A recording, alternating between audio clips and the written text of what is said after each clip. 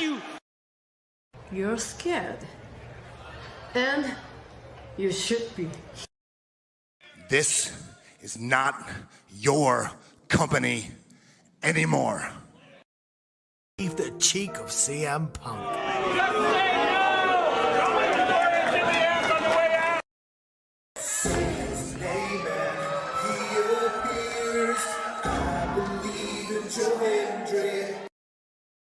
Out! Combo move! This is what they've been doing! Hey, McAfee! Everyone shut the up and sit down! We got a mom in the front row who taught her daughter how to suck dick! I'm Mina Shirakawa. I used to be a model. I want to put on a big show. And that's the bottom line, because Stone Cold said so. What is going on, everybody? Welcome once again to the Saturday Shenanigans, hosted by yours truly, the Renegade J.J. Williams. Hi, guys. Hi, guys. CM Punk drama bullshit to the side. I still consider Hangman the worst AEW champion they've had. First of all, we're going to bring in Walter Cruz. I said that as a joke when, what's his name, did his promo Monday. He said, I'm from a prestige university. I said he majored in Steiner, man. We've got the He-Man, James Hebert, in the house. I do really cool and dumb things on the internet. Right. A lot of shit going on here. A lot of fucking crazy ass shit. Where is Noah JD? Well, say his name and he appears, because we believe in Noah Foster. Fuck is this intro? It is one of those things where as fans we do have these desires of what we want to see, but sometimes you can't always get what you want, and there are reasons you truly don't get what you want. I wouldn't even listen to this in Grand Theft Auto San Andreas. What the fuck is this shit? God, rap is whack. Like I said, never been a greater time to be a wrestling fan than with more companies in a more lucrative spot, in a more comfortable business spot, in a sense of mind, it seems, than ever. Again, WWE is not the only one. It is not the end-all, be-all. So let's go back to the Renegade Wrestling J.J. Williams to get the official word. JJ, speak! Make sure you tune in every week, because you never know who's going to drop in to join the shenanigans. Catboy is in the house. Hello, my internet family. I say if you want to make them as evil as possible, make them really mad. We have Mansfield joining the party now. What is going on, John? Like I told no one when we were in Cleveland, him joining JCU was just an unfortunate side effect of my shenanigans towards you, JJ. I know I can get better, Noah. The panel chooses you. Shut the fuck up, Josh. He said that so like. We got the intro back. Yeah, I was gonna say. Just like how you and I had lunch together the other week. That was different. Ladies and gentlemen, the King is here. Say his name and he appears. We believe in King A-Train. There are so many believers in Joe Hendry. The only person on this panel that doesn't believe in Joe Hendry is King A-Train.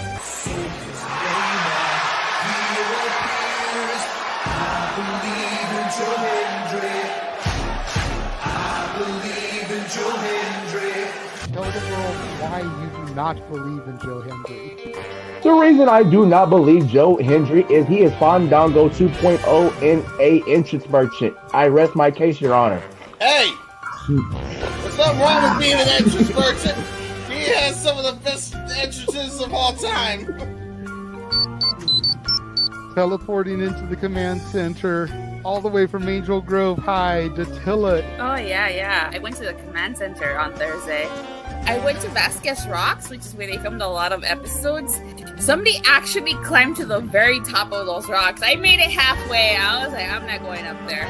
Definitely Toni Storm versus Mariah May. That's the one match I probably am looking forward to the most.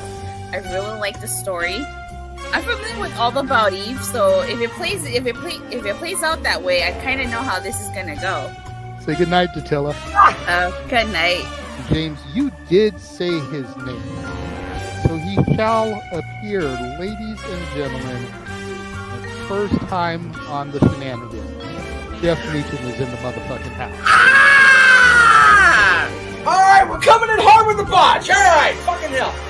It's good to be back. It's good to have an opportunity to talk to the crowd on a Saturday. If you want to have yourself stomach through it, you can go back and watch when the Main Event Mafia took over Impact. That's what James is talking about.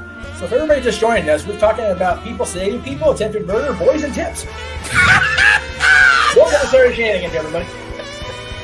Aren't you glad I'm back? Welcome back, Jeff. Cool. Yeah. Good evening, everybody, and welcome back once again to the weekly moderated conversation of Wrestling Madness. That is the Saturday Shenanigans. I am once again your impromptu host for the evening, the simple man Noah Foster, and I am not alone here tonight. I, of course, have an illustrious panel of fools and brilliant minds. Of course, starting with the man that does really dumb and cool things on the internet, my partner in All Elite Commentary. It's good to once again have James Hebert, as well as she's yours, she's mine, she's our Canadian friend, Ash. And I'm sure they're not the only ones here, as we have Avatar Man, the Renegade of Wrestling, JJ Williams. We are also going to kick things off real quick before I go into any further detail with a special broadcasting note from our NBA Finals play-by-play aficionado, Statboy Mike. So before I say anything else, Statboy Mike, please go ahead and present your announcement with upcoming lineup of watch-alongs. Tomorrow night, it all comes to a head as Game 7 of the NBA Finals between the Indiana Pacers and the Oklahoma City Thunder. Who would have thought that this series has gone to Game 7? It's been a great ride. 8 o'clock Eastern tomorrow night. I did not think this was going to happen. I actually thought that Oklahoma City was going to win Game 6. But as I've stated many times in Statboy Sports Bar, a series is not a series unless it goes the full Game 7. It didn't happen with the Stanley Cup Finals, which I would like to ask our Canadian friend, if I may take this quick moment. Go ahead. That the Oilers lost. Damn, that sucks. There's always next year. It's been 31 years, my new Canadian friend. I was actually rooting for the Oilers, and I know my brother Jeff is going to kill me when he hears that thought. All right. Well, thank you for that, Statboy Mike. And that being said, thank you for being part of the Shenanigans as well. So again, folks, please follow Statboy Mike to continue coverage of the NBA playoffs. And we also, again, that is Game 7, the Indiana Pacers versus the OKC. Game 7 presented to you by the Suburban Studios. Follow along, Castlevania Studios, and Rage of Wrestling. I want you to watch tomorrow. You promise. You don't have to be part of the show, but I want you to watch. We'll see. All right. And that being said, I might be reliable in that. We'll see. Statboy out. God bless him. And, of course, speaking of reliable, we got Mr. Reliable, Avatar Man, Walter Cruz in the house. And it's also good to see everybody, of course, in the chat. Shout out to Charles, Safet, Nicholas Ferrante, and everybody that's watching along. If you haven't already, please subscribe, comment, tell a friend. And if you want to dictate the conversation, super chat or, of course, PayPal the Passions. It is truly as simple as that. Okay, now that I got that all out of the way, let's go ahead and get everyone's initial thoughts before we get right into things. First off, Ash, hello, my friend. How are you this fine evening? And welcome to summer, everybody. Yeah, it's officially summer. It is hot here in Winnipeg as well. Well, at least I'm not alone. Fair enough. Yeah. It's hot up here too. It's a heat wave all over the damn world. I bet that's accurate, James. And Walter, I'm sure it's pretty hot down there right now, not only with the weather, but with things going on with your moving situation. But how are you? I'm doing well, yeah. It's knuckin' fucks, as we say. It is hot. Knuckin' fucks. And it's always bombing in California when it comes to the Renegade Wrestling Avatar Man, JJ Williams. JJ, how's the weather out there, and how's everything going with you? It's actually a nice, cool 67 degrees in California right now. Nice and windy, but in all fairness, we've been topping out in the triple digits over the last week, so this is a nice, welcome change. Well, your triple digits are coming over to our area on Tuesday, JJ. So I guess the wind is coming through. You can have them. We don't want them. I'm still not used to being in the high desert, even though I've been up here for about 4 years now. I miss the ocean breeze from SoCal, being down in Long Beach and Lakewood, and having that breeze. And fair enough. Well, And all I gotta say is, Noah, next week I should be back in the host seat. But if you think James and Ash can be a handful, Nicholas is going to be making his Shenanigans debut next week. Yes, another Canadian. Our other Canadian friend. Two Canadian friends. He's asking on me. He even sent me a resume today as to why. He sent you a resume. Bro, I'm not going to do that to Noah because he's already got to deal with this chaos. He's like, but next week when I'm back in the hot seat, Bro, I got you. So Nicholas, who's been in the chat room for a while, yeah, man, frequent contributor to the Spaces, which I know you're unfamiliar with, but Ash knows, James knows, even Walter knows. It's not that I know; it's that the man is a Wrestling with Tism regular. Okay, he's a regular on our space. He's a regular in all the spaces. He participates in Rock and Ropes. He participates in TFZ. He participates in Wrestling with Tism. He joins literally the collective every spaces. Like I swear, I see him if he sees his people in there, then he gravitates towards his people. There you go. So it's kind of like us, we're our own little circle. And I've seen Ash, like, if she sees like me or James in a space, then she'll pop into the space because we're her people. But if we're not in the space, then maybe she won't be in there. But once she sees her people in there, she's like, oh, my people are there. I feel welcome there. Even if I don't speak. Yeah, fair enough. So everyone's got a comfort zone. So, all right. Well, first off, Nicholas, welcome officially to the family, and I look forward to engaging with you in light conversation, not being the moderator of the madness, as, again, the things I do for friends, as I am in that seat tonight. So we'll see how long or how far this goes, since last time I made a streamline as far as a moderate Monday Night Raw. But we'll see what happens. So without further ado, lady, gentlemen, and, of course, Super Reliable Studios community, new and ongoing members, too. Let's get right into it. So we got quite an itinerary of tonight, so go ahead and watch me moderate all this. Speaking of which, we're going to kick things off talking about the woman that says, watch me, and sometimes cry me a river, while she's crying her own river, unfortunately. Liv Morgan. Liv Morgan, of course, who seemed to be bound to face Nikki Bella at Evolution in the battle of the Den Diva versus this generation's Diva, has unfortunately taken a tailspin with a shoulder injury that not only will require surgery, but will leave her out indefinitely. Thus, her Evolution plans have gone out the window. And don't even get me started on the Women's Tag Team Championships that are still more relevant than what the freaking Elegance brand are wearing, because the inspiration's back. Save Women's Tag Team Wrestling, please. Anyway, so I want to go around and get everybody's thoughts on how you think this affects Evolution 2 regarding what could have been longer-term plans, possibly for the Bellas, challenging for the Women's Tag Team Championships. Was Nikki Bella versus Liv Morgan just a one-and-done type deal? A bit of a nostalgia act, maybe pop a sale or, pop a rating? And will we still see Nikki Bella at all involved in Evolution 2? Or Liv Morgan, where sometimes you can't even be in the ring, you still can have some sort of presence, as we've seen people do before. Again, it's all about keeping your spot in this business. Liv Morgan, whether you don't like her or you do like her, you can't argue outside mommy. Rhea Ripley, she's been the most effective and hardest worker on the Monday Night Raw roster this past calendar year. That being said, I, of course, am also monitoring the private chat, and I did see that message. So we will start off with Avatar Man below me. So, JJ, what do you have to say regarding Evolution 2 plans that may no longer involve Liv Morgan versus Nikki Bella?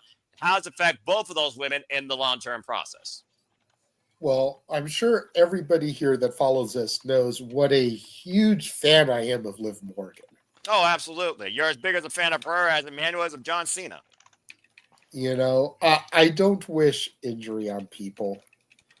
I do think it sucks, but I don't think it was ever going to be the plan for it to be Nikki versus Liv. I think the plan was, as Evolution 2, it was going to be the Bellas versus Liv and Raquel for the titles. Sure. I think they could still do this, and you just freebird it. Now you have it be Raquel and Roxanne versus the Bellas. I agree. You let them lose the titles to the Bellas. And then when Liv comes back, you've got a built-in feud there because there was already the tension between Liv and Roxanne. Roxanne bringing Dom chicken nuggies and all the shit, trying to move in on her territory. And Roxanne be the one to eat the pinfall to cost Judgment Day the tag titles. Now you've got a built-in story. Once Liv comes back, you get Liv versus Roxanne. I don't think they should strip Liv and Raquel. I think they should just freebird it. Man, talking about territories, man, it's crazy. I mean, now Dominic's become a wrestling territory? That's sus. I mean, not really. Dude, Dominic Mysterio is a Triple Crown champion in life. Grand Slam, if you count his wife. I mean, you got his wife, you got Rhea, you got Liv, you got Roxanne. Dude is a Grand Slam champion, and he's only ever been fucking Intercontinental and freaking North American champion, I think. Or a tag team champion. Okay, he had the tag run with his dad, so. Or a walking STD waiting to happen. Anyway, let's go. Hey, yo! It's called protection. They protect each other in the ring. They should protect each other out of the ring. Yeah, guess what, Walter? That only works 99%, and the 1% Liv Morgan couldn't afford. She got fucked up. But let's go ahead and get your thoughts now on this. This is what happens when I'm the host, folks. Welcome to hell. Anyway, welcome to hell. Go ahead and give your thoughts towards trigger me if you dare. Go ahead and give your thoughts towards Liv Morgan and Nikki Bella Evolution 2. It sounds like you pretty much set the itinerary up for as far as the women's tag team titles, but looking at it more from a singular perspective, do you think the long-term goal was Liv Morgan versus Roxanne? Was Nikki Bella maybe just a stepping stone towards that? And how do they now, recalculate route? Go ahead, Walter. Yeah, I think that was the long-term plan. But first of all, let me say the people that blame, if anybody blames Kairi saying that was a freak accident, Liv tried to catch herself. It was a normal move that you do 1,000 times, and her shoulder just popped out of place. So it's no one's fault. It's just a freak accident. There's a reason why the old cliche, they say this ain't ballet. May I interject real quick? Yeah. I think they should play off of this, though. Because that's the same shit that happened in ECW when Sabu broke his neck. Freak accident in the ring with Chris Benoit. Benoit got nicknamed the Crippler. Kairi Sane is now inadvertently responsible for both Zoe Stark and Liv Morgan's injuries. Run with that shit. The Crippler, Kairi Sane. Put some stank on it because Kairi Sane is doing jack diddly fucking shit since Damage Control broke up. She ain't with Asuka. She ain't with Io. She ain't with Bayley. She with Dakota? Oops, maybe not. Put some stank on her name. Give her something other than this fucking pirate. For that matter, team her with Nia Jax, and this a female. We hurt people. And it's a literal thing. Well, I mean, considering that's how Nia became a crippler, was actually in a match with freaking Kyrie, and now she's getting the same treatment. This full circle WTKO marketing moment. It could work. work. Me up a wall, pairing the freaking former IWGP Women's Champion with the I know. All right, listen. I understand you don't like it, Noah, but unfortunately, it actually could work. I know. This is WWE. They can make money off anything. Anyway. I'm just saying, Kyrie ain't got nothing going for her. Tap into it, use it. Go ahead, Walter. It's true. That's fair. But go ahead, Walter. I agree with JJ in terms of the tag team title was what was going to happen.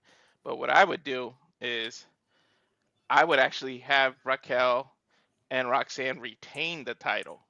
That way now they're starting to get along. They're getting along. This whole time Liv is out, and now she's getting a little close to Dom. So what's going to happen? Liv can either return jealous of the whole thing, and that starts a feud, or the inevitable happens because every time somebody goes away for a while, no matter how heelish they were before they left, no matter how much you hate them, the pop comes. So this can be, if it was going to end up happening anyways, and eventually Dom and her were going to break up, this is your opportunity to actually turn Liv face and give her that run now, because she's returning from injury, and these two got close. Now Dom and Roxanne are close. That also can lead to the Finn Balor breakup thing, that this was his plan all along. You just have to speed it up now. This can be the mastermind of Finn Balor the whole time, and he wanted to break up the Judgment Day. It's just happy accident that this happened. So I would actually have them retain the title, start getting a little too close for comfort. She's like, damn, I leave because of injury. Now Raquel turns her back on me, gets all close with Roxanne, because there's a little story of Roxanne not trusting, Raquel not trusting Roxanne. Now all of a sudden they keep defending the titles, and go figure, do something you don't do. Actually have them defend the titles more often. That way they're like, hey, we're working as a team. Look, we keep defending the titles. We're beating the best. Until eventually whatever you're going to do, when Liv comes back, maybe she can find a new partner and she beats Roxanne and Raquel for the title as faces. But you can do something magic here. I think it works either way. But, I mean, blessing in disguise. Some things work in mysterious ways. So either way, when Liv's come back, you can do something like that. Yeah, sounds fair. I mean, you're trying to make the women's tag team titles relevant in the process, even though Roxanne is already relevant enough as it is. So I can justify that, but they need a women's tag division first. But yeah, I wish no ill will towards anybody when it comes to the wrestling business, whether you're a character, manager, in-ring competitor, whether you're a business worker, because hell, I don't even know who you are and I don't have your portfolio. But it is one of those circumstances where what do you do with the time you're unable to compete to still remain engaged in the story that you're in? Because Liv Morgan is a key player in all of this, despite the fact you're trying to get Dominic Mysterio endorsed by Tyson Chicken Nuggets. But either way, I will say that, again, I'm unfortunate circumstances for Liv Morgan, and she's not double jointed like Alexa Bliss, so there's no way they could play this off like that. So I do wish her the absolute best. And, go ahead, Walter. You got something to say real quick before we pass up to James? And remember this, that Trick is the TNA champion. No one has crossed over the opposite way and become the WWE champion. You want to make the women's title relevant, there's your chance to do it. You have Raquel and Roxanne start dominating, beating everybody. Then TNA has to come over and cross and actually be the ones that end up dethroning her. Maybe Liv goes to TNA, find somebody from there. Or you just got a lovely team that you just said returned. How about that's a way to get back through the back door to WWE and they become tag team champions again? You expect me to believe that WWE can actually book them correct as a women's tag team? Get real. And the only main roster guy, not named Joe Hendry, that has engaged with TNA is Randy Orton. So you're still pulling for Strong, that's mostly NXT TNA. And don't get me started on that. If you all don't know, I'm really pissed off right now because it's so damn hot here and I woke up and I'm moderating this. So again, I'm not in the mood for anyone's bullshit. All right, We love James, you though, go ahead Noah. and give Thank your you for thoughts. helping. I mean, You're welcome. I could semi-host if you need a co-host, but anyway, that's another conversation, I guess. Anyway, Just go ahead and give your thoughts. All right. So I heard the Bellas were mentioned. Are they? Listen, I keep up to date semi with clips because I'm, as you all know, I'm busy.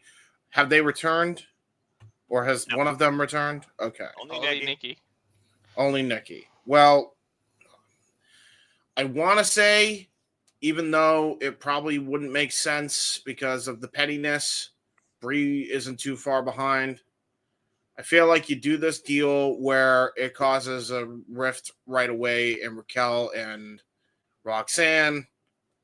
Get that over and done with because that should be a feud at this point. They're doing jack diddly shit with Raquel. They were doing jack diddly shit when Liv was the champions as much as she was making it matter, to be honest.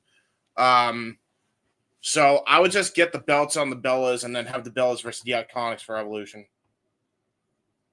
I mean, at this point, if you don't have Liv, then why not at this point? I don't know what else you do. As far as the injury goes, the injury was nasty. I did see that. You could tell she was she was heartbroken. That was a dream match of hers. Yep, and it happened very first move. Yeah, and that is a heartbreaker, dude. So like, I wish her nothing but the best. That is a horrible, horrible thing for her. I hope her a speedy recovery. Like, whether you love the woman or hate her, like, that is, you never like to see a wrestler get that type of injury, especially so close to something that they envisioned. I mean, not for nothing, right? We're getting something that Gunther wants. Something. Fuck off. Come on. We're getting something that Walter wants, right? With Bill Goldberg, not this Walter, Gunther Walter. He's getting that match for Gunther. Could you imagine if that were to happen to him? I would feel fucking awful for him. So let's not get too deep in the Goldberg. That is going to be talked about later. No, I know, but that's my point. So like, it's the same principle. Whether you love the guy, and I love Gunther, or whether you hate Liv, like JJ hates Liv, or you're in between, like me. Look. I want to set the record straight on something. I don't hate Liv. You hate the character presentation. I look at Liv the same way I look at In and Out. What? It's good. It's not as great as everyone makes it out to be. I guess. All right. Well, Right. Well, that being said, sure. That metaphor about restaurants. Go ahead, James, and finish your point. I mean, that's a little shout out for Nick, who's all about the food. I see. Already giving him the warm teas welcome before he steps in the panel. Nick, yes, looking forward to you being part of the craziness next week. Anyway, go ahead, James. Yeah, I mean, as I said, man, I feel horrible for her. I wish her nothing but the best. And yeah, I mean, kind of course correct at this point. You need a big marquee match. Liv Morgan and Nikki Bella isn't that match now, so book the Iconics versus the Bella Twins. Get those belts off of Raquel and Roxanne. That's honestly your best bet about this. Because, like, if anything, you put the belts on the Iconics after the Bella Twins. First of all, even if it's the most transitional reigns, I don't care what y'all tell me. And I have never been a fan of the Bellas. If there's any goddamn women's tag team that deserves a fucking tag team championship, it's the goddamn Bella Twins. Okay, that's number one. Agreed. Number two, if there's anybody that deserved a better run with tag team titles in both TNA and WWE, TNA a little bit more forgiving because, Cassie got pregnant with Sean Spears. That's the whole thing. Then it's the Iconics. So why not just give them inspiration? Right, fair enough. So why not just give them the fucking belts and have them run roughshod across all the territories? Hell, be the belt collectors of their division. Have them go to the NWA and win the NWA Women's World Tag Titles. I'd love to see.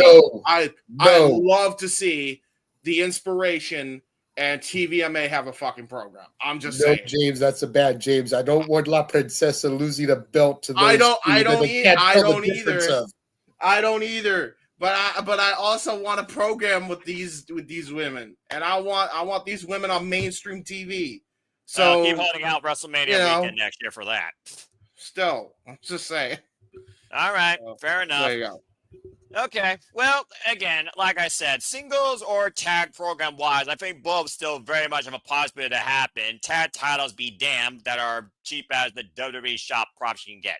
But anyway, Ash, what do you think about this situation with Nikki Bella and Liv Morgan's match pretty much not going to happen? Do you still see Nikki Bella being involved in a singles or a tag match? Do you still see Liv Morgan watching on from afar and still playing her part in this story where everyone seems to think it's going to culminate in Liv Morgan versus Roxanne Perez for the possession of DAMMIT? Why don't you go ahead and give your thoughts, Avatar Woman, you freaking young punk? Yeah, it's misfortunate about Liv's injury. I wish her a speedy recovery because that was nasty as all hell. I was like, the way I was looking at it is like, well, Liv is away from injury. I have a feeling the same thing is going to happen to her. Like, you know how she did Rhea Ripley dirty with the Judgment Day? I think the same thing's going to happen with her, but with Roxanne Perez, because we already saw her get her chummy with not just Finn Balor, but what's also Dominic as well. As for the tag team situation, that's a different story because we don't really have a tag team division right now, which is something that we keep repeating ad nauseum because there isn't a division. And also, is there enough women in the division that they can create makeshift tag teams? If we There are wa- still having there those was. tag teams? Yes. Considering they showcased like 15 of them fracking during qualifiers on both Raw and SmackDown, you would think they would be able to actually create something from all that, but I guess not. Considering they unified the NXT women's tag titles with the main roster, they can make teams out of NXT teams and main roster teams to have enough to have division, yes. But they won't. Yeah, I'm only asking. Agreed, but they could. You got the tease of Charlotte and Alexa. You could do that. You know, in my opinion, Tiffany. Why am I calling her? I was trying to. You guys mentioned Tiffany earlier. Trinity, Naomi, and Nia Jax are probably secretly actually working together, and that's going to play out. So you can team them two together. You got females you can put together that actually still make sense. Anyway, continue your thoughts, Ash. Yeah, I was about to say I was only asking because I haven't been keeping up to date on Raw and SmackDown as of late. Watch the highlights; it'll save you time and your sanity. Anyway. Yeah. All right. Well, That's look. all I have to say on the matter.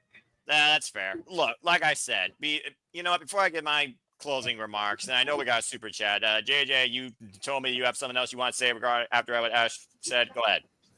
It just sucks that Liv got injured now because SummerSlam 2025 would be 20 years to the event of Ray versus Eddie for the custody of Dominic.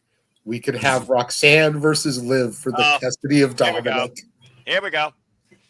Put him up on the freaking 20 years later. No, you got to trap him. No, you can't put him in a pole. No, you got to have him in like dangling over a shark cage this time. Yeah, that's like true. he's a You're big right. boy now. He's a big boy now. He could be in a shark cage. I don't know if he likes You heights. climb the ladder and unlock the shark cage to bring him out. Bro, that's Russo looking, bro. Stop it, bro. Yeah, you know what though? That is sports entertaining, and I like it. I'm not mad at that one. You gotta I'm have not him mad at sitting that behind. Russoism. You gotta have him sitting behind one of those walls, like one of those dating shows from the '90s, and he's gotta wait until he wins, and then somebody's sitting on the other side. Love connection. Yeah. Why is it anyway? Singled out or some shit. I'm telling you, we could have had a custody of Dominic ladder match 20 years later.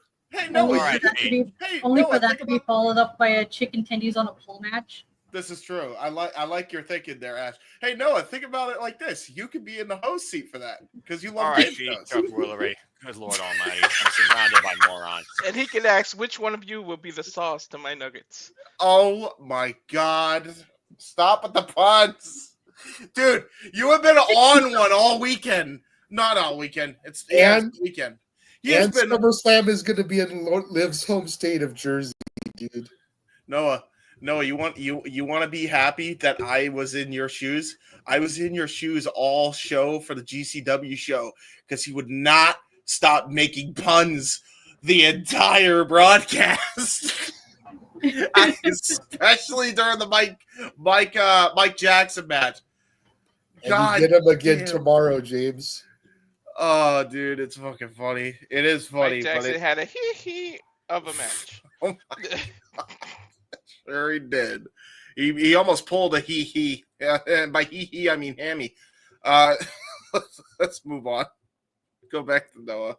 That's Poor strike guys. one. Watch yourself. Anyway, shut up.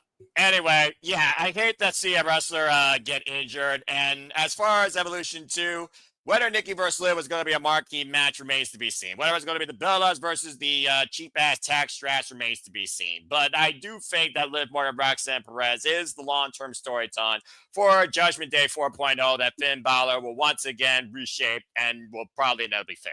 But it is kind of ironic to think that a shoulder injury, considering the kayfabe storyline of covering a strategy that Rhea Ripley had last year was what kind of put Liv Morgan into the stratosphere. So yeah, maybe to JJ's point, Kairi Sane can create this into something where she's one of the most dangerous women that will damage you. Damage control be damned. I bring the damage. I don't know. We'll see what Def Rub and W can come up with. But as far as the match goes, I do feel bad for both. You can tell they probably both wanted this for a while. Who knows how long this was in the works for Evolution 2. That was pretty much a fever dream for everybody that wanted to see this equity of women on their own stage, whether or not it means equality.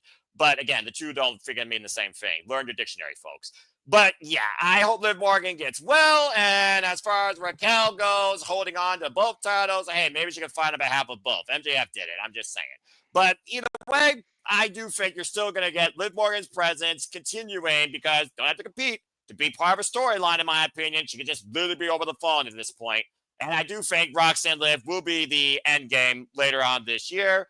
And as far as Nikki Bella, hey, you're going to Evolution 2. I'm sure you could pick up something different with or without your sister. But again, Liv Morgan, tough break. Get well soon. All right. Well, let's go ahead and move on to for you, Noah. What you got to say real quick before we go ahead and acknowledge. Thank you, Charles, for that. And before we acknowledge you, Super Chat, go ahead, Walter. Do you think that they should have Liv can stay backstage and be in skits and stuff with her arm in a sling, kind of like Rhea did last year? Or do you have her disappear completely off TV, so out of sight, out of mind thing while she's rehabbing? Because she can keep stories going if you keep her on camera. You know what I mean? I think it's one of those things where you have her one angle on camera saying she has to go away for a while, but I will still be keeping in touch with you guys. And I think that's how you still keep her part of the storyline, but you also carry forward the injury angle. And whether or not Roxanne or Dom or Raquel actually comes to check on her as far as the phone conversation goes, or Finn Balor, for that matter, checks on her, that can carry the narrative of, do we really care that Liv is not physically here? Wink, wink. Because we all know Finn Balor is pretty much pulling, getting ready to stab Liv in the back as we know it. All right. If not, Finn Balor is going to be Dominic Mysterio because that's his game. 1 year later at SummerSlam, cheat on a woman seems normal to me. So yeah, I think a lot of it depends on if they want to keep her heel or have her come back as a baby face. Because if they want to keep her heel, they can do like they did with Randy Orton back in the day with the RNN News Network, giving progress on the rehab of his shoulder injury. Yeah, but they could do something similar with her where she pops up randomly. Is like, my shoulder is 50% mobility. Oh, Lord.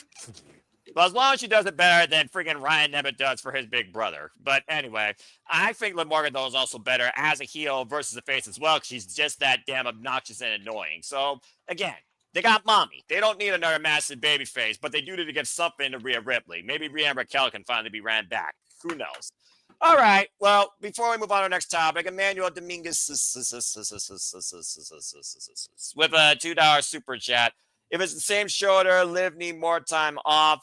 Emmanuel, I'm not a doctor. And you're right. It's not the first time she had a shoulder injury, but it wouldn't surprise me if she did compromise the same one that she did injure previously. So thank you for that thought. And if you are a doctor, I don't know if I'm going to refer you. All right. I'm no doctor, but I think the initial report that I read said 2 to 4 months, and then I saw a report come out later in the week saying like 6 to 8 months. Damn. So it may be more serious than they first thought. So like you said, she'll probably get that massive pop. She could be like a surprise entrant in next year's Royal Rumble in Saudi Arabia. Possibly. Again, the road to WrestleMania. Here's my only worry, and it just occurred to me. What? I really, really don't want them to do the stupid complicated way because they don't know how to book tag teams and just give the tag team titles to Liv Morgan and Rhea Ripley because now Liv understands Rhea's pain. Because that would just make no goddamn sense. I know people are going to try to be like, well, it kind of makes sense. She had a change of heart, yada, yada, yada. Bruh. Especially if both of them end up being done dirty by Dom. Now they've got a mutual connection. Yeah, but at the same time, like, I don't know. I just hate. It's simple storytelling, but sometimes the most simplest storytelling is the most effective. It doesn't always have to be convoluted. But for me, it is convoluted because I have, like, in real life, if you heard that the person who they cheated on with, who also know that because they were trying to home wreck your whole situation to begin with, if you're just going to be all of a sudden cool with that person because now they understand your pain, like, that's fucking crazy. Like, you know what I mean? Like, Liv was just as responsible as fucking Dom was in that whole storyline. True, but there's also the age-old adage of people change. Yeah, exactly, especially in wrestling. Not many times as Paul White, but still, it's very Wise men say forgiveness is divine, but never pay full price for late pizza. Yeah, that was a good one. That's a good one. I like that. Thank you, Walter. Another shout out to Nick with a food joke. I'll remember that. I'll remember that next time I have for a fortune cookie. Walter, you got something to say real quick? I saw you with your hand up. You can do you could flip it 180 and have, like I said, Roxanne and Finn screw Dom, and that's your way, because Dom's getting cheered already. That's your way to flip both Liv and Dom face now. You can keep them together. They don't have to be annoying, but they can still be together and be a face couple now, if you do it the right way.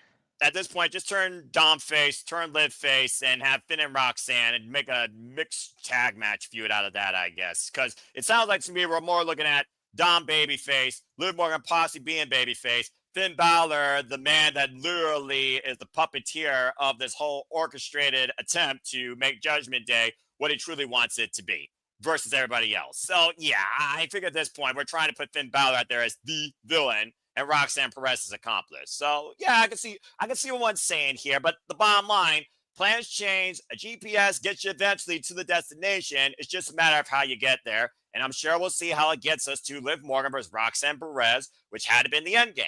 So, we'll see what happens. Blurring the line between kayfabe and real. Nice try, James. But again, I also can see James's point, too.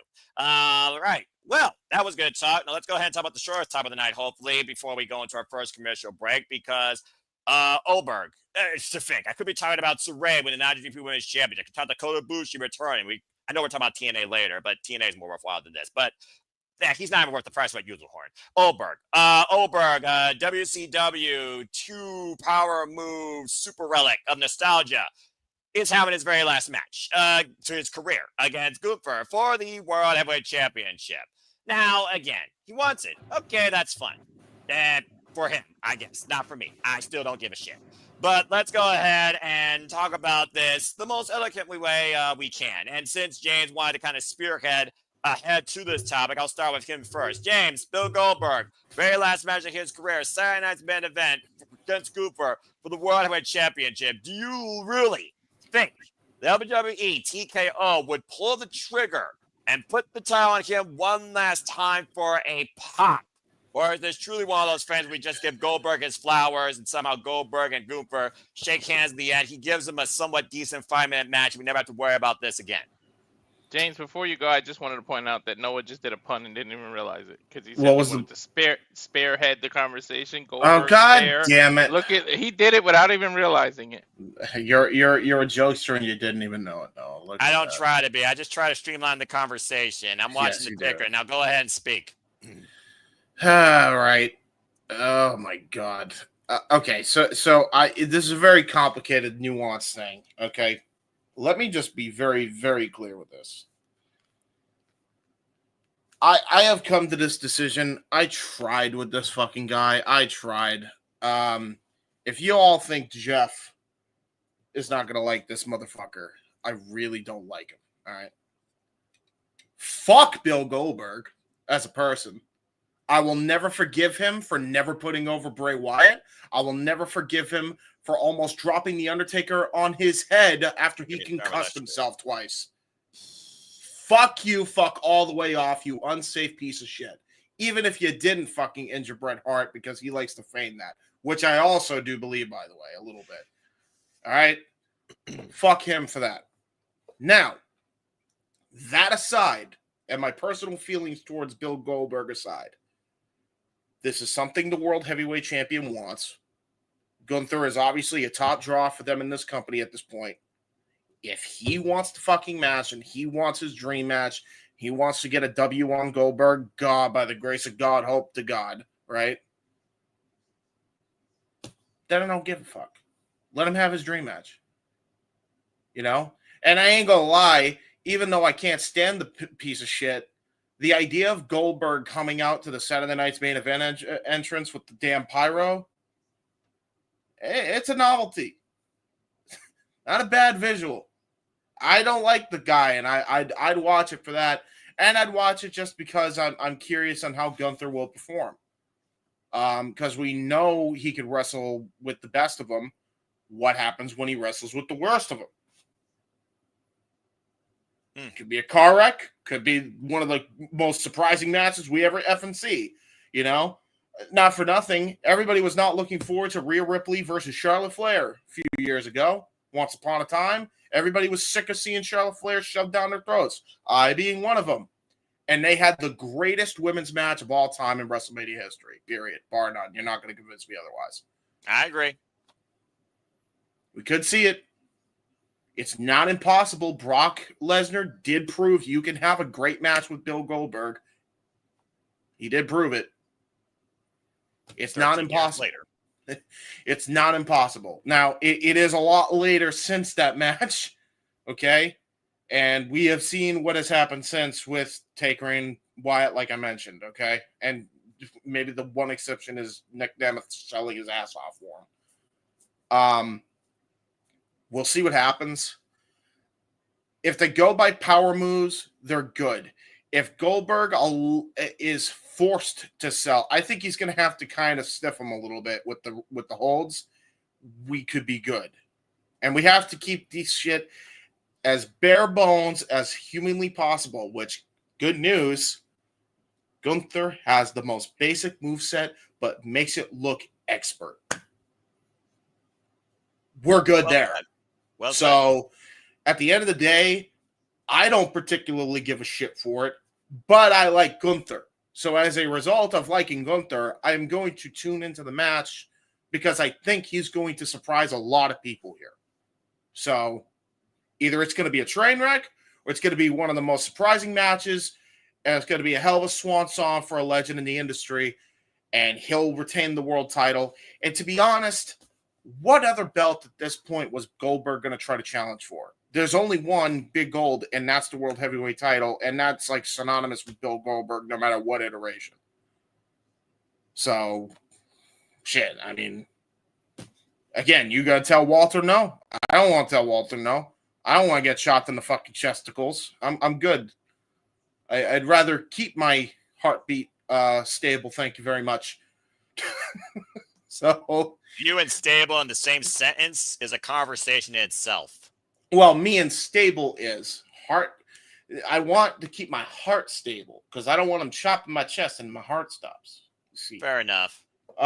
So yeah, man. Like, look, I don't like the fucker, but if he wants to match, then let him have the match. It's at the end of the day, it's not what I want. It's what a guy I highly respect wants. You know what I mean? So. Who gives a shit? Fuck it. Let him have it. As me and Gene said once 4 years ago, fuck it. Quote unquote. There you go. All right. Fair opening dissertation and a fair point from an unbiased fan and viewer. And at the end of the day, if it's the worker's choice, then it's the worker that rides or dies from it. Yeah, don't get me started on when he beat, of course, Brian literally ripped my jaw apart a day ahead of dental surgery. To this day, I still hate that fucker for that. Yeah, no. All right, let's go ahead and see what the rest of the panel has to say here. And we will go counterclockwise this time and save the two gentlemen on the bottom row last, the two wise fathers here. Shout out to Jeff. Hope he's doing well and job at Disneyland. Ash, what do you think about this? Bill Goldberg's last match. Now, have you watched any Bill Goldberg in the past? Like, do you remember when he was back in Canada and he beat Brock Lesnar in a minute and 26 seconds? Do you think that we might get some sort of, oh my gosh, shock and awe type of moment here where Gunther like kick out? Like, what do you expect from this? If Gunther can pull out a good match out of Jey Uso, he can do the same thing for Goldberg. But no, in all seriousness, this is also fair. This is also a fair analysis. I hope the match goes well. If if this was what Gunther wants, that's pretty cool. I just hope the match goes well. That's all I have to say about it. Yeah. I just hope Gunther retains as well because Goldberg doesn't really need the title because he's done everything there needs to.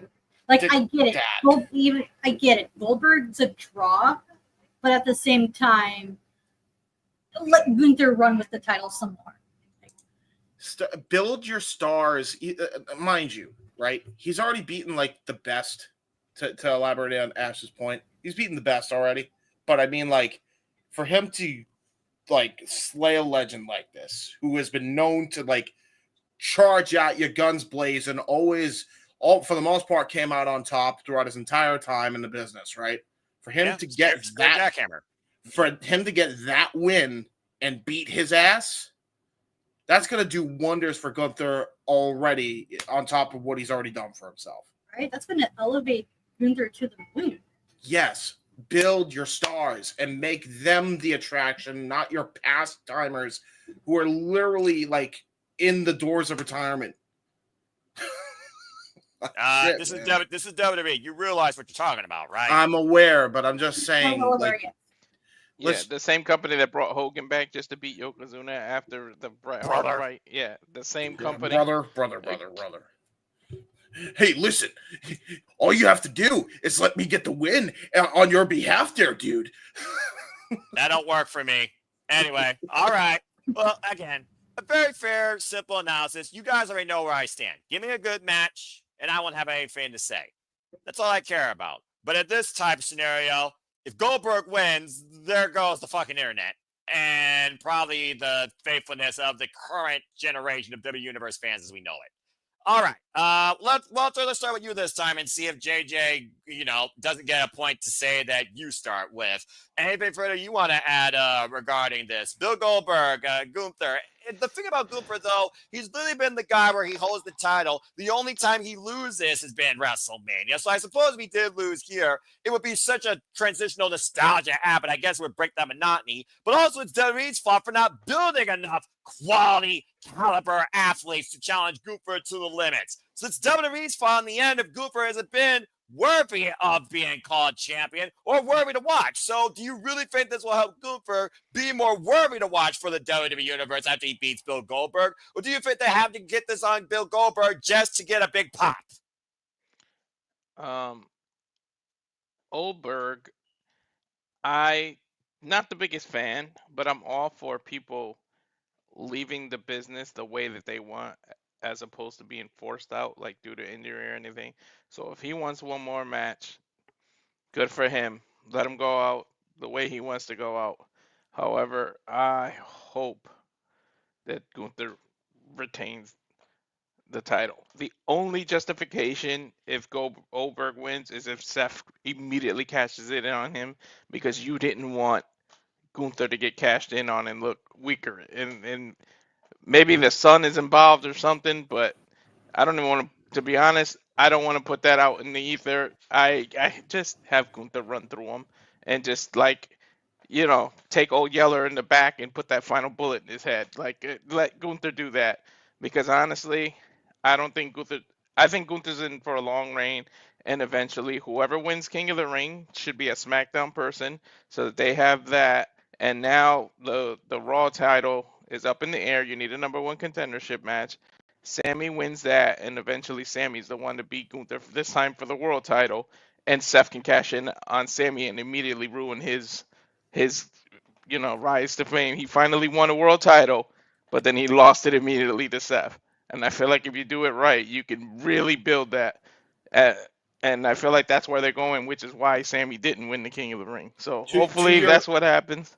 To your point, Walter, it would solidify 3 top stars that are current in this generation. Even though one's going to be on his way out after this, I would feel like in Rollins, he's got 2 ready to go. Technically 3 if you count Braun Breaker. So that would actually be the best way to go about this. Is if Goldberg basically puts 3 people over as opposed to just one. You know, I suppose though that would make Seth freaking Rollins the biggest baby face in the WWE, considering he's not booed already. If he literally catches in on Bill Goldberg, though, James. So again, you see what you're creating here. I hear that, but I mean, they knew what they were getting into when they. That's why I booked say it. save it and cash in on Sammy, because he's still being cheered a little bit. Rollins, you really want to make that fucker hate it? You either cash in on Sammy as soon as he wins it, or you had Truth win the title from Cena and got cashed in immediately. Well, Those are the only two ways to really freaking hate Seth. Yeah, I mean, you're basically building 3 stars anyway. You're not. By that logic, because then you built up Gunther by having him slay the Beast in Goldberg. He becomes like a big star, big baby face in that regard, even though he's probably going to be heelish. And then he'll drop it as a heel to Sammy. Sammy becomes the biggest baby face in Saudi, and then Seth Rollins cashes in. The only other person I can see Seth cashing in, and we know this person has history with Gunther and a win over him, especially if he wins King of the Ring, the American Nightmare Cody Rhodes, where once he was his shield, Seth Rollins becomes his sword and stabs him in the back. So that also might be another way for Seth to also become truly a villain again with his cash in. But I do see what you all are saying, and the hope of Sami Zayn being a guy finally pushed forward towards the World Championship picture, since now won't be through this tournament because we all saw Randy Orton beat him. And I'm not going to lie, kind of already seeing it now. I think they're doing Randy versus Cody finally for the King of the Ring finals, just calling it as I see it. But again, we'll talk more about that The only person that really hates Goldberg coming back more than all of us combined is Bret Hart. And if I was WWE, I would book him somehow screwing Goldberg out of the last victory he could ever have. That would be That's more hatred than That's more hatred than Jeff Meacham and the entire freaking estate of Disneyland combined. All right, fair enough. JJ, why don't you go ahead and give your thoughts towards this before we acknowledge once again the chat and the super chat. Bill Goldberg, his final match in his career. Do you think that he should, go out on, swinging? Or should it just be one of those quick squashes that doesn't take any longer than 5 minutes? And do you actually have any fond memories of Bill Goldberg where you think it's justified for him to have this final match? And let's be honest here, folks. Atlanta, let's also just be honest here. This is the last time, of course, this is home place. Last time we saw Gunther and Bill Goldberg, it was the confrontation back at Bad Blood. So Bill aside, it is what it is. And actually, he says, give me a sec. So I'll go ahead and acknowledge man with Super Chat here real quick. And we'll go ahead and give a quick thought towards that before we give it to JJ. James, I'll start with you. We'll just go back in the same order. Emmanuel with another $2 Super Chat. Is Gunther one-dimensional when Cena is the king of it? One-dimensional, are you talking about in the ring? Are you talking about character dynamic? Because John Cena after Friday, and that will be our main event. Stay tuned for that, folks. Prove anything but being one-dimensional. James, your thought on what you think he means by being one-dimensional. Do you think that he is one-dimensional at all? First of all, I don't think either one of them are one-dimensional for a variety of reasons. Quite honestly, the one match I'm bummed we're not going to be getting out of this last run with Cena is him versus Gunther, because that shit just writes itself. I advocated that if Cena was going to stay babyface, his last title win should have been against Gunther, because he's already made, and at least he's not Goldberg. So, kind of like. And then he could just win it back anyway at like a bigger event like SummerSlam, so he'd be fine. Jury's still out what Crown Jewel and Survivor Series are going to be. No, exactly. Like we're past that point now. We're already too far gone, so we're never going to get that, unfortunately. But I guess that will forever be a what-if scenario. But like Cena has never been one-dimensional to me. I always thought people gave him unjust hate because of the way he was pushed, and fair enough. He was shoved down a lot of people's throat, but. Dude worked his ass off. He busted his ass probably more than anybody else. Probably one of the best workers in the business. Nobody gives him enough credit for that. One of the best mic talkers in the business. He proved that on Friday night. We're not going to get into that, as no one said, until later. He's fantastic all around. He's a well-rounded performer.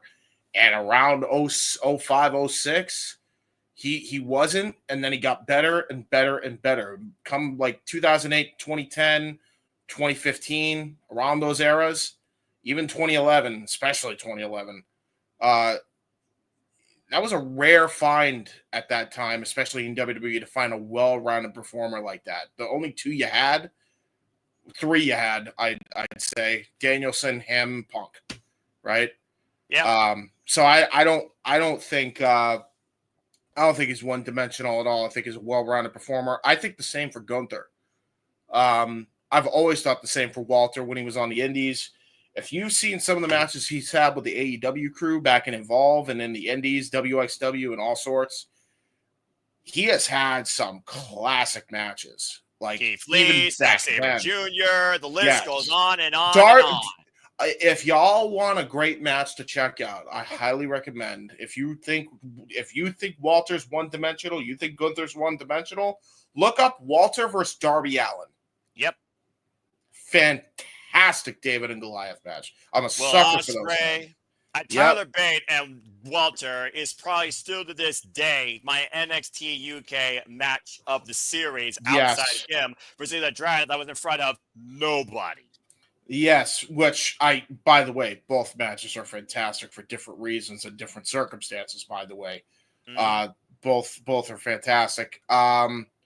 He is far from one-dimensional. I mean, you're going to tell me that a guy who could have the best triple threat, honestly, I mentioned the best triple threat match was The Rock, Angle, and Taker, Vengeance 2002. I completely forgot about the Mania triple threat that happened for the IC title. That was fantastic. Now, the women's match is right up there in the running as well, but that match is like phenomenal. Like best hard-hitting bout you'll ever see. And to be fair, all three of those triple threat matches that have taken place in the WWE are like three different type of matches, to be fair. Yeah, but different purposes. All right. Yeah. Point is not one-dimensional, far from it. So right, I don't know what we're talking about there. Well, again, I think Emmanuel must be looking at the world from a 2D perspective versus the 3D perspective when it comes to John Cena and Gunther. But I still respect his take, as we always respect the Dominguez's, despite the fact that he pisses me off at least once a month. Ash, what do you think towards this super chat before we get back to JJ to get his points on Bill Goldberg? And he could also encompass this. And then Walter will close out with you with your thoughts on this. Do you think Gunther or John Cena is one-dimensional in any aspect of their wrestling attributes, performance, career? Go ahead. I can see where Emmanuel's coming from with John Cena being a one-dimensional character, because he was like pretty much like this, felt like he was the same character throughout like an entire decade almost. Whereas now, because of the heel turn, John Cena's actually showing a bit more of a person, like more personality than he was allowed to at the time. So it's like we're getting a fresh new Cena, because it's been so long since we last seen John Cena as a heel since his Dr. Thugonomics days. Whereas Gunther, on the other hand, I don't see how he's one-dimensional at all. No. But I remember the first get, words he spoke in the UK. But yeah, I get where Emmanuel's coming from on the John Cena front, but the Gunther one, not so much. Ring Conf, Imperium, Progress, WXW, PWG, NXT UK, NXT, WWE, shall I continue? All right, JJ, let's finally get things back to you. Feel free to encompass this in your super chat as well, so we are talking about Gunther versus Bill Goldberg, but go ahead and give your thoughts towards Bill Goldberg's final match against Gunther. Do you think the match is going to be one-dimensional, where it's just going to be big move, done, etc.? Go ahead, give your take, and encompass it with that super chat. The floor is yours, my friend. Well, shout out to Emmanuel for clarifying that he heard them talk about it on the review, and that's why he decided to bring it up. Yeah, I remember being very particular when it came to Undertaker saying that Gunther is so strong, he needs something that makes him look weak, blah, blah, blah, blah, blah. Anyway, continue. I don't think Gunther is one-dimensional. I don't think Cena is one-dimensional. So moving on to that.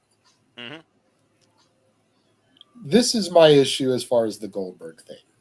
Go for it. And I don't seem to be as big of a Goldberg hater as most of the panel. My issue is this. I get the nostalgia for doing the match in Atlanta, in his hometown, where WCW cut their teeth all those years. Yep. But I also am bigger minded. I'm more business minded. I have my hand to my forehead a la Christian Cage looking for my peeps, and I see the first ever two-night SummerSlam just off in the distance. I would have used Saturday night's main event to start the story and have it culminate there, because a huge marquee match like that will help sell tickets to that first ever two-night SummerSlam. You're not wrong. I see your point. That's my only issue with this, is that you're doing it solely for ratings to counter program AEW, which is the one point I haven't heard anybody bring up yet.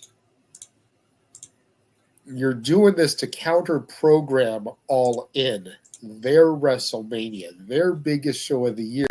Oh shit. Goldberg's final match is going to be on free TV, or on worst, Peacock, that you're already paying $7.99, $9.99, whatever the tier is to subscribe to. That you're getting all your other NBC Universal shit, and oh, I can just happen to get WWE as well. As opposed to having to spend $50 for a pay-per-view. Mm-hmm. That only 3 matches are announced for 3 weeks out.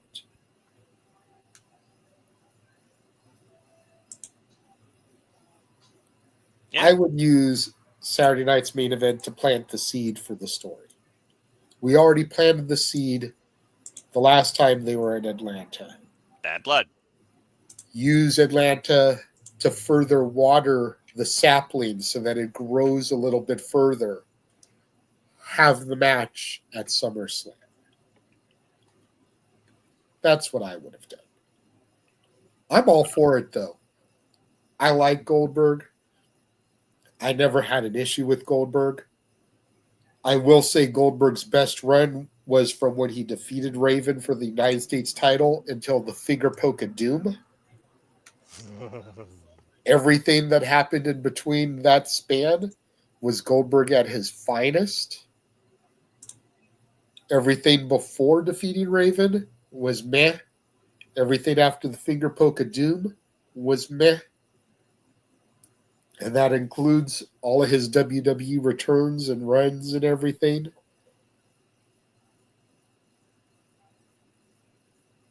But Goldberg was the epitome of lightning in a bottle. Having the right thing at the right moment, at the right time.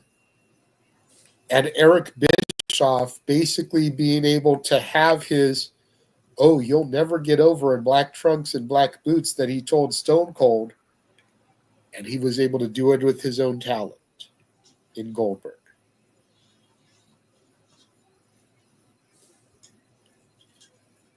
Yeah, that's fair. Goldberg is the epitome of a time capsule wrestler. He is that 1997, 1998, 1999 WCW as they were starting to decline, but at their best, if that makes any sense. Most graceful downfall. Because even though they were starting to come down from everything that the NWO had taken them to, he was that shining star.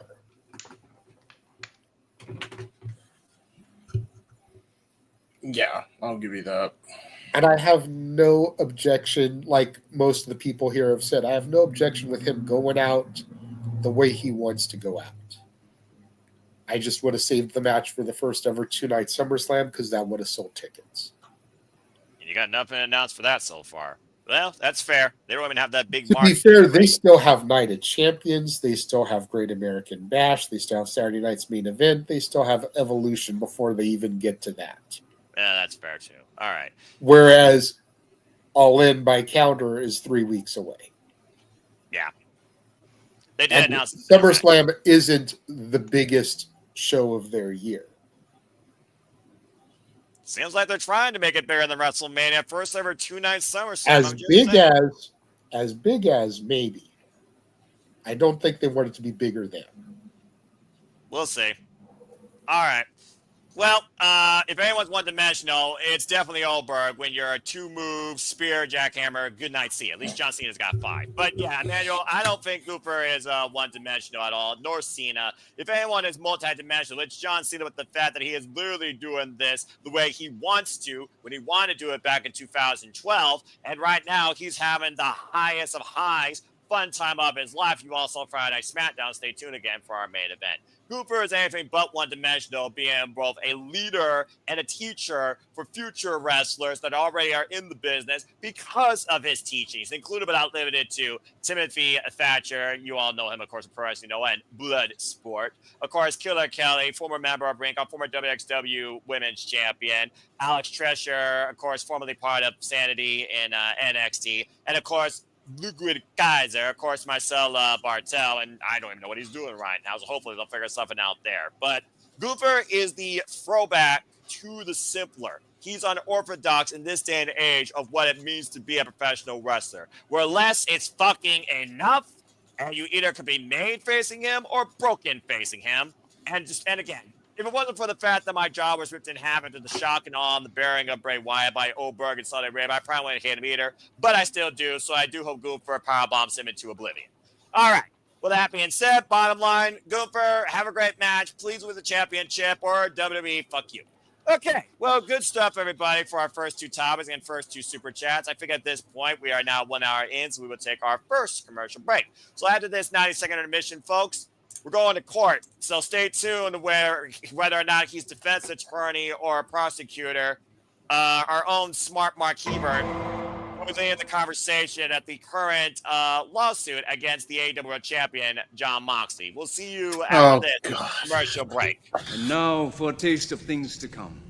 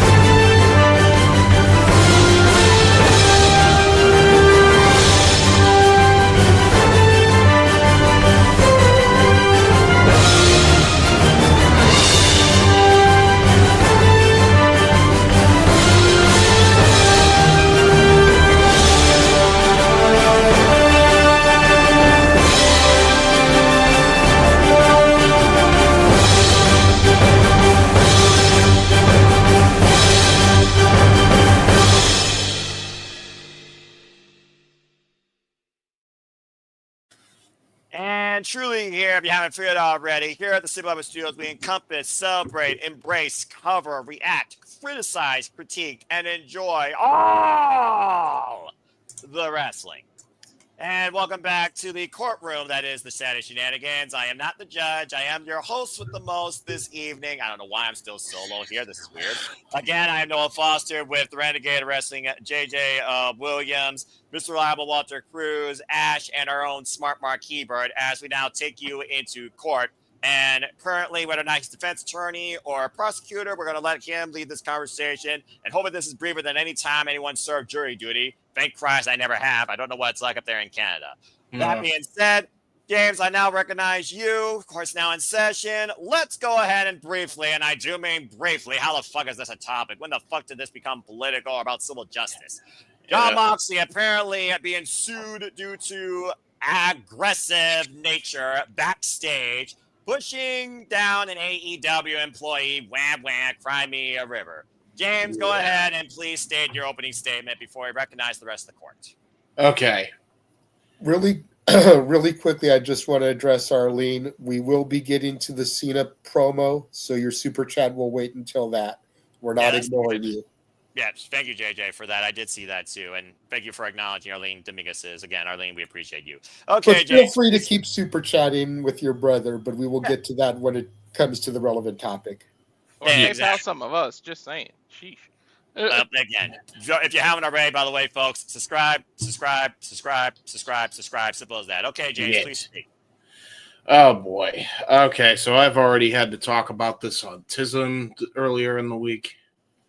That's why I told Noah to throw to you first, because you're Yep. probably got the most information as to Yes. what happened and everything, so you can lay everything out for us. So when the optics first came out, I was originally prosecuting Mox because, man, that looked like shit. If you only see the clip, this is accurate. When you clearly see everything that happened, I am on the defense of Moxley now. I think it's bullshit that this is even being a fucking suit. Due to the simple fact of he had the screwdriver, and if you look at the way he bumped off that fucking floor, motherfucker dove for that. He landed on his shoulder. He braced for impact. There was no way he didn't. You could tell he did. So why all of a sudden are you doing this now after you had now been working for that same company that supposedly caused you harm for a full year after the fact? Pretty simple. You need to pay bills. And specifically, you need to pay bills that is $25,000 effing dollars. All right? Allegedly.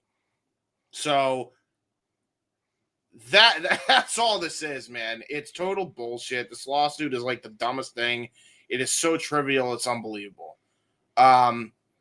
People, the fact that there are some people comparing the damn Janelle Grant case to this is so fucking laughable to me. Like, are you, I could say this. Are you born retarded? Because you sure are special if you're going to compare something that fucking tragic to, people suffering in that to somebody that had a freak accident and is now trying to get some money out of it. This is what that is. I hate to be that blunt, but that's the reality of this. That's the fucking reality. This is some of the stupidest shit I've ever seen in my entire life as far as lawsuits in professional wrestling go. This is such a nothing burger. If I'm AEW, I just pay the van. I just pay the fucking fee because it's really nothing. Just get him the hell out of your hair. It's $25,000. It's not like Tony doesn't have that money, but he is not in the right here. Don't let what these people who hate AEW make you believe that they're in the fucking right. They're not. And by the way, this is coming from a person who spent the last year and a half criticizing AEW for their managerial practices and their lack of keeping everybody in the know. There's no way this guy was in the know. He had the screwdriver. He had the weapon of choice that Moxley was going to use in that match with Omega. There's no way he didn't know how he was going to take this bump.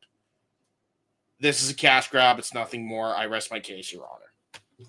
Next. All right. Well, thank you for that, James. And I love the fact, by the way, that Ash is literally sitting at the judge's position. It's kind of hilarious. I just wait for her to freaking unmute and say, "Order in the court," or someone say, "Objection." She's like, hit the hammer. You need this freaking Ash, thing brought to you by Ace Attorney. All right, Ash, you need a gavel.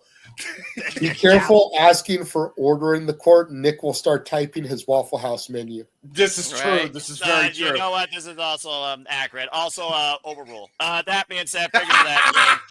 Walter Cruz, present your case. I now recognize you, and then we will recognize the rest of the court. By the way, chat, welcome to jury duty. You're all officially required to attend, and I hope that you're enjoying the conversation. JJ, you're after Walter. Walter, go ahead. I love that you changed your name to Judge Foster, by the way. Go ahead, Walter. It's a blazer, not a robe. Anyway, go ahead, Walter. I just want to first point out the person isn't an employee of AEW. What companies that travel do is they use like local broker companies to hire like cameraman, hire things like that, and they're paid by that. So every time you rent out a venue and things like that, it's independent companies that send cameramen and extras, and so he's not an actual employee of AEW. I just wanted to clarify that because you said employee of AEW, and I don't want us putting false Did I say narratives out that? there. Did I actually Yeah. say that? Yeah. Well, And okay, Ash, yeah. You're not the secretary reporter, but I imagine you heard that from your TISM friend as well. Well, no. Well, that's what I was going to say. To clarify what Walter is saying, because that is accurate. What he's saying is correct. I apologize for getting that wrong. It's very late and we're all tired. So yeah, Yeah. he All works right, for an stricken- outside all right. firm. Stricken from the record. Go ahead, Walter. I Continue. just don't want nobody saying we putting out false. But anyways, this is just a cash grab. Like seriously, like who needs neck fusion surgery and this, that, and the other off a freaking push? Like how weak? What are you, 60 pounds, 9 years old? Like what? Like come on now. And then especially apparently, okay, so Moxley went a little off script. He was just supposed to snatch the screwdriver apparently and not do all the rest of the stuff, but I guess the little push made it look a little better. Like I wish stuff like this would happen to me. I would be like happy to have been involved in some angle. I would never think of actually and I'm broke as shit, but I would never think of actually like suing the company. Like if a wrestler, like, or like the thing that happened at WrestleMania when Stone Cold bumped into like I wouldn't think of shit like that. I would be happy. Like I was like, ew, I got involved and I was on the TV and anything like that. I was like, I'd be happy to be involved in some angle. Like I feel like I'm part of the wrestling company or part of the show. Like the fact that people do anything to money grab, it's hard being a big company like this, because you got to look out for this from every angle, because people just do anything. Like there's literally people, that's the world we live in. People walk up to everybody with cell phone and cameras and everything to antagonize celebrities to make them do something so they can try to sue. And that's pretty much what this is. We live in you can sue anything for anybody. There's literally somebody out on TikTok and the internet that's suing their parents for being born in this world because they didn't ask permission to be born. Like it's the stupidest shit what you can sue for, and we allow it. Like it's to the point. Like I wish if I was a judge, I would throw the gavel at this guy's forehead. Like literally, like get the hell out of here, wasting my time, wasting the state's time and public, taxes. All that is paid by us, by taxes and everything, and they're wasting taxpayers' money for this. It's all bullshit. So, like, I mean, how do you get knocked over that easily? Like, yeah. Well, yeah. I typed it out for you, but if you want to read that, there's the other point as well to everything you said. Don't forget, he very well could be lying and wasn't fully honest about what caused the injury before the shove. I guarantee you he was hiding pain, because most people that are on the road like that have a lot of goddamn chronic pain, which makes this guy an unreliable narrator by that front. Now, we don't know. He probably didn't want to miss time off work, and he couldn't afford to. So now this was like, I got a way out. I know exactly what you mean. So it's unfortunate the world we live in, but no, I don't blame Moxley. And like you said, Tony Khan's got more money than he can count. Just pay them in to shut up. Like it's a shame because some people think settlements mean you're admitting guilt. No, it's just the reputation of the company, and you don't feel like wasting time. So yeah, just pay them in to shut up, basically. Yeah, and the reprimand his ass to be fired so he never works in that position again and screw a different company over. I mean, he's never going to work in any company again. You really think WWE is going to hear about this and want to fucking hire him? Hell no. You fucking kidding me? The jury's out, but yeah, you might be onto something there. All right, well, thank you for that, Walter. JJ, please state your case. So I really wanted to go after James because he made the point about comparing it to the Janelle Grant thing, and people comparing it to the Janelle Grant thing are retarded. I think the reason people are comparing it to the Janelle Grant case are because Janelle Grant had no problem sitting on her ass, shutting up, taking a payout from Vince. But once he stopped paying her, all of a sudden there was legal actions and lawsuits. And if it was such a horrible thing that happened to her, why didn't she tell him to go fuck off and take him to court immediately?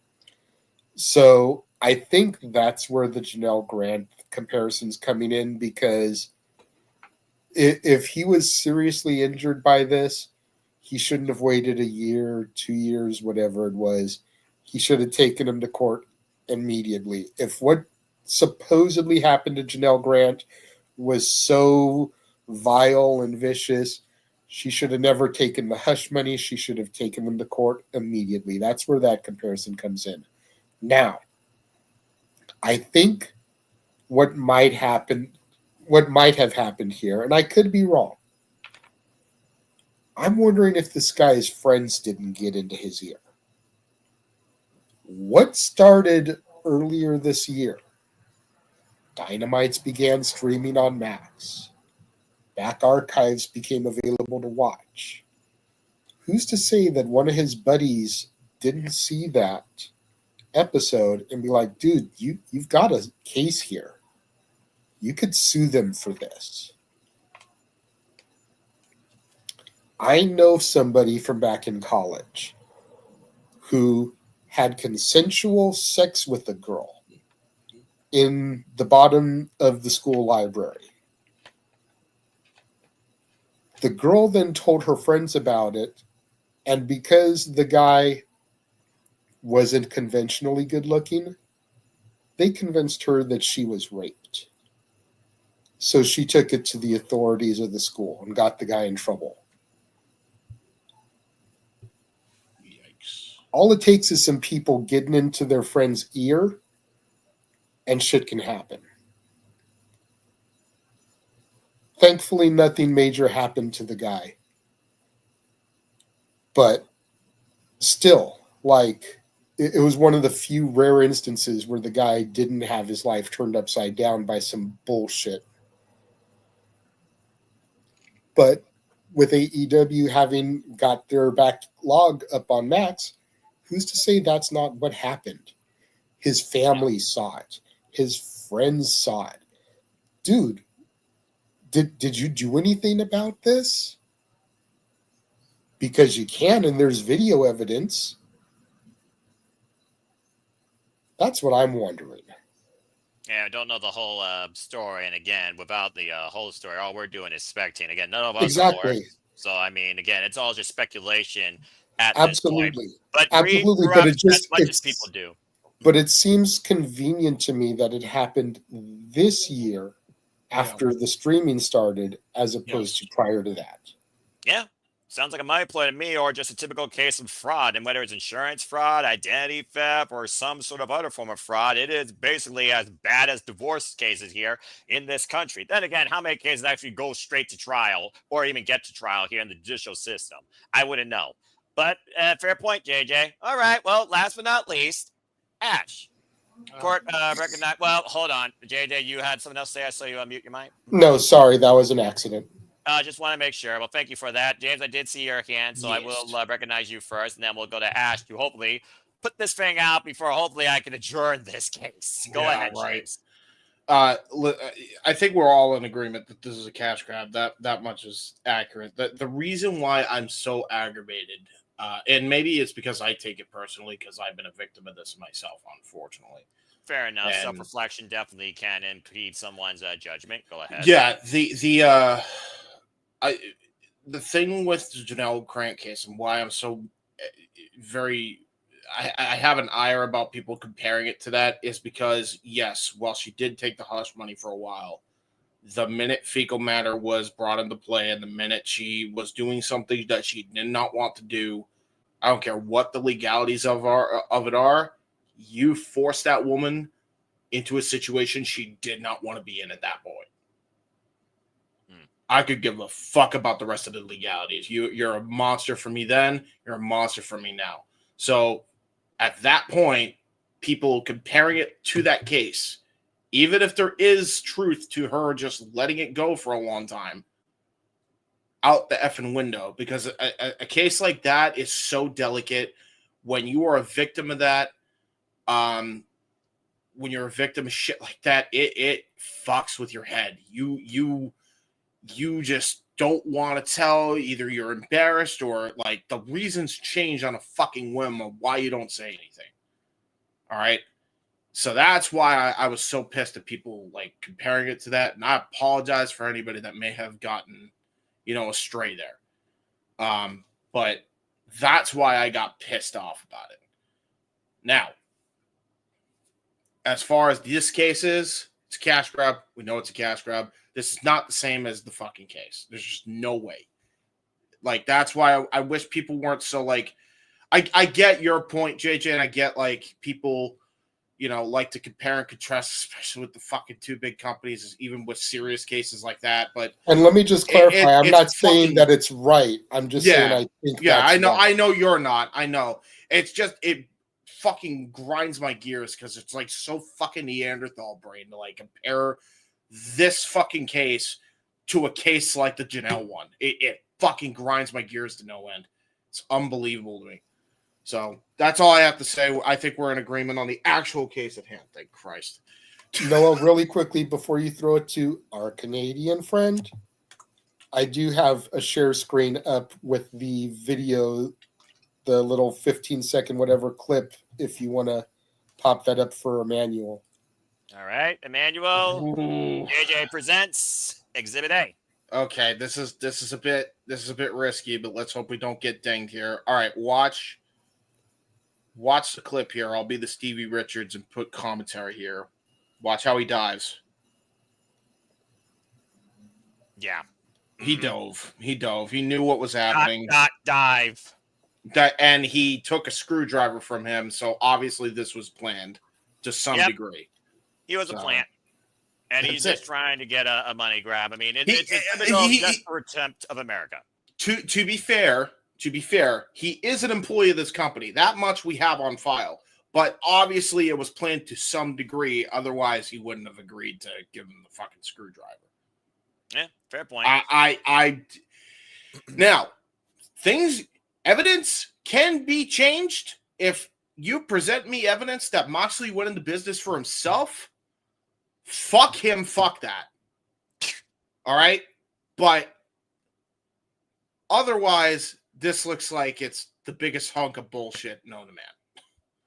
So, all right. Lesson learned: anytime you're gonna do something like that, use a plant that's an actual wrestler, like an unknown wrestler. Yeah, that do much. What you do with any other stuff.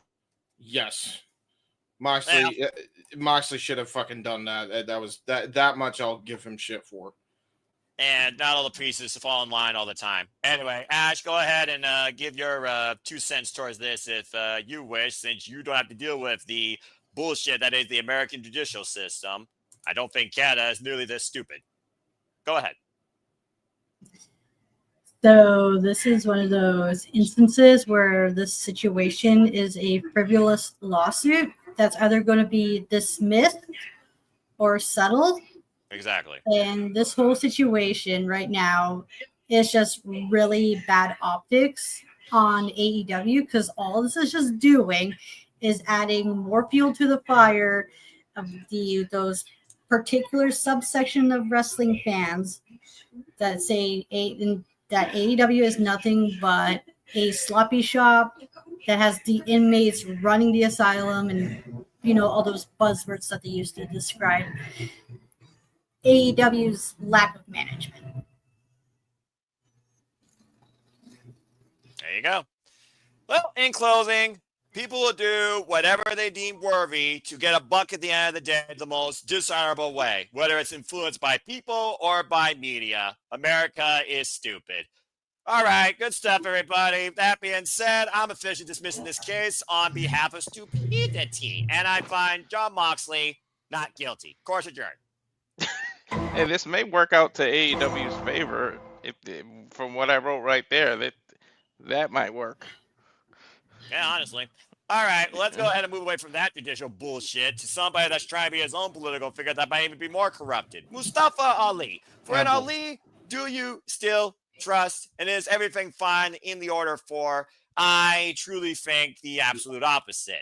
But maybe a ghost from his past can once again renew what he once was and what both were, the heart and soul of 205 Live, because 205 Live Matters should not have been on the fucking pre-show, but I digress.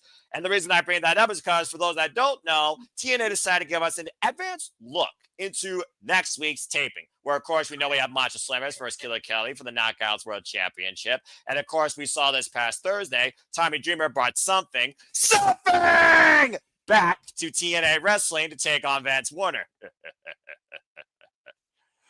But he also apparently brought forward to TNA a ghost of Mustafa Ali's past. Cedric Alexander has decided to cross the line into TNA instead of what people have been lobbying for and him becoming part of the Hurt Syndicate. So let's go ahead and see what you all believe Cedric's impact will be with a former rival that defined both each other's careers across the entirety of 205 Live. And that being said, we are going to start off, because we haven't done so far yet tonight, with the lady, our Canadian friend Ash. Ash, Cedric Alexander and Mustafa Ali have incredible history, in case you don't know. They literally defined 205 Live, and it's good to see Jeff motherfucking Meacham in the chat. Looking forward to have you returning as always. Appreciate you, my friend. What do you think of Cedric Alexander choosing TNA over AEW, and it looks like starting his feud with Mustafa Ali? Cedric Alexander is going to be a good addition to the X division. This is a much needed change of environment for Cedric Alexander. And I can see why he went with TNA, because given the whole situation of how AEW dealt with the firing of his wife, Big Swole, that was like a messy situation. And who knows, maybe somewhere down the road we can see Cedric Alexander if they happen to patch things up. But until then, let's see how he does on the on TNA. If he, like, maybe there's more to, maybe he's not just in the X division. Maybe they'll have him like push him up the card and push him the way WWE didn't, because they only see him as a cruiserweight. And this would be a good time, an opportunity for Cedric Alexander to prove, not just to TNA, but other people in companies scouting him, that he is more than a cruiserweight. TNA, again, has the best women's division since 2008, and they also have defined the division that is truly about no limits, to your point. When Mustafa Ali, we defined what it was to be X Division champion last year. James, what do you think about this? Cedric Alexander, Mustafa Ali under the same company again. No doubt those two are going to create magic once again against each other. What do you think about Cedric and Ali renewing hostilities in TNA wrestling? On one hand, I'm happy because he is going to get an opportunity as a singles guy. That's the money. I mean, well, tag teams can be money, but factions, they hit and miss sometimes. And he was unfortunately the run of the litter of the Hurt Syndicate, and was even when it was around at their peak. So Hurt business, but I do understand what you're saying. But for me,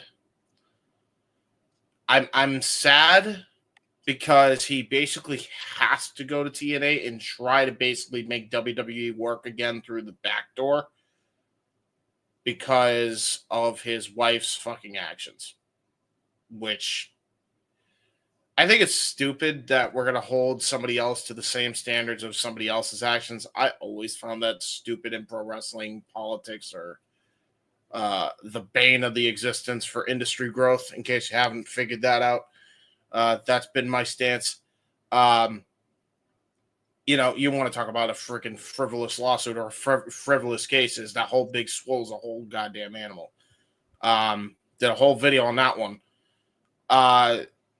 And look, I understand, like, not everybody was perfect in that situation, but wouldn't you like to just then make nice by going to the company? And at the same time, I'm going to just say the sad thing. It's Anthem. it's TNA. This dude should be making a shit ton of money for the body of work he's put in over the years and has had little to show for it. This dude should have at least gotten a fucking payday. And I'm pissed that because of his wife's actions, he is now not going to get that because she probably gave him the stink eye. And sorry, don't fuck with that. Never going to fuck with that. I already have little respect for Ariel Monroe as it was already after that whole shit with Tony Khan. I have even less respect for her now because she put him in this unwinnable fucking situation. Because now he basically has to take a pay cut to do little work. Now, granted, he's Cedric Alexander. He'll be fine. He's going to make it work. But the point is, he shouldn't have to. And that's what chaps my ass about it. And, you know, he should be in there with this fucking Hurt Syndicate business right now because it is the most over thing in AEW right now. I honestly think it might be the most over thing and the most picture perfect book thing in wrestling, period. And the fact that he does not get to be a part of that pisses me off because he was such an integral part of that when they had that group in the WWE, and now we're never going to see that come to fruition. I've basically wrote it off at this point, which sucks. So I don't know. Maybe they'll do it with like Kevin Knight or Leo Rush or somebody else, but like it's just not going to fucking hit the same if you don't have the original four in there. I can understand what you mean, but I also believe in two things. Never say never, and the past should not define your future, nor should a woman. That being said, singles for life. I'm very happy to see Cedric Alexander Mustafa Ali, because Mustafa Ali's been kind of stuck in this limbo of self-aggression and disappointment ever since losing to Mike Santana on his so-called path of purpose towards the TNA World Championship. And there's a spoiler alert for those that don't know regarding the future, the TNA World Championship, which hopefully will be brought home to TNA, damn it, at Slammiversary. And for those that didn't watch the events preview of next week taping, I'm not going to disclose it right here because I respect, of course, the TNA faithful. That being said, I am happy that Cedric Alexander is in TNA because, again, to work with somebody you are so familiar with that was so integral in your career for a big aspect of your career, I think it's a very good move. And it is scary to think that TNA is slowly being maybe merged into the WWE system. But right now, TNA is still... right now, TNA, especially with Santino Marella, of course, being the director of Authority. And I do know that you did put that in the private chat, Walter. All right, fuck it. For those that don't know, Joe Hendry, everyone's favorite, 250 pounds of pure motivation. Of course, the answer to all lines questions. Name and he appears. I believe in Joe Hendry. I believe in Joe Hendry. All right, enough of that. Joe Hendry is challenging for the TNA World Championship at Slammiversary. So we will see if he actually does bring it back home. And do we believe that Joe Hendry could be two-time TNA World Champion? Thank you, by the way, for that, Walter Cruz, not Walter Meltzer. All right. Well, that being said, James, you got something to say real quick before I pass it off to the gentleman down below. Yeah, I'm going to be very quick on this, and then we can pass it off to JJ. I just want to be very clear, guys. I don't hate all women. In fact, I love this woman. She's my best friend, and I also love women's wrestling, and I advocate often. I just don't like people that try to get one up on companies because they have a petty reason that don't fucking exist, and that is not gender exclusive. That's all. Just watch our stream last night because he really loves Miss Black and Miss Blackheart. You're damn right I do. Those two, I so love. What you're saying is James likes black women. Hey, yo, pause. Hey, yo, Elena Black and Foxy Blackheart. I'm saying, it's two women that are black, right? All right. First off, as the mixed person on this panel, white boy, put your quotes around that word. Secondly, James, you're still a fucking idiot. I know. That's strike two. I do like both though, but yes, you're correct. All right, fine, very good. All right. That being said, by the way, welcome back, Elena Black. Been far too damn long. Okay, let's go ahead now to JJ regarding another person of that distinction, Cedric Alexander in TNA with Mustafa Ali. And yes, we all appreciate our Canadian friend Ash. If you haven't already, don't be a dickhead. Subscribe to Bad for Wrestling. And stay tuned as me and Walter Cruz will be doing a retro watch along of Dominion across her channel and his channel. Well, if you haven't already, subscribe to both. They deserve it. And Ash, you let us know when you're going to do a preview for the G1 Climax. All right. Back to current topic. JJ, it's on you. Cedric Alexander in TNA did not go to AEW. Wife jurisdiction be damned. Maybe he's a man that literally decided on his own opinion. What do you think about him being in TNA to make an impact once again against a very formidable former foe? First things first, I didn't even know Big Swole was his wife. That's how out of the loop I am. Fair enough. So, on that so as far as him not going to AEW, while I think we all expected it, I kind of feel the way Emmanuel does and put it in the chat. I'm kind of glad he didn't. I think he would have got lost there. You know, let's keep it 100. Cedric Alexander. What makes Cedric Alexander stand apart from Kevin Knight, Leo Rush, Dwayne and Dante Martin? Not a lot.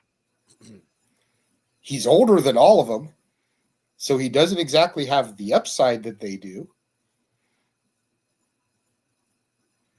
What makes Cedric Alexander stand apart from Bobby Lashley and Shelton Benjamin? Like Ash pointed out, he's the weak link. Bobby Lashley, for as much of a genetic freak physical specimen as he is, and the same could be said for Shelton, Bobby Lashley ain't going to be AEW World Champion. No. So having him and Shelton as the tag champs is perfect. The TNT title is beneath Lashley. Oh, yeah. The international, continental, not intercontinental, but secondary championship that's about to be unified is beneath Bobby Lashley. Yes.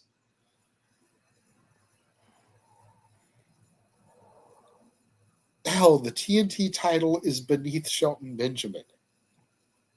I agree. This new unified title, maybe.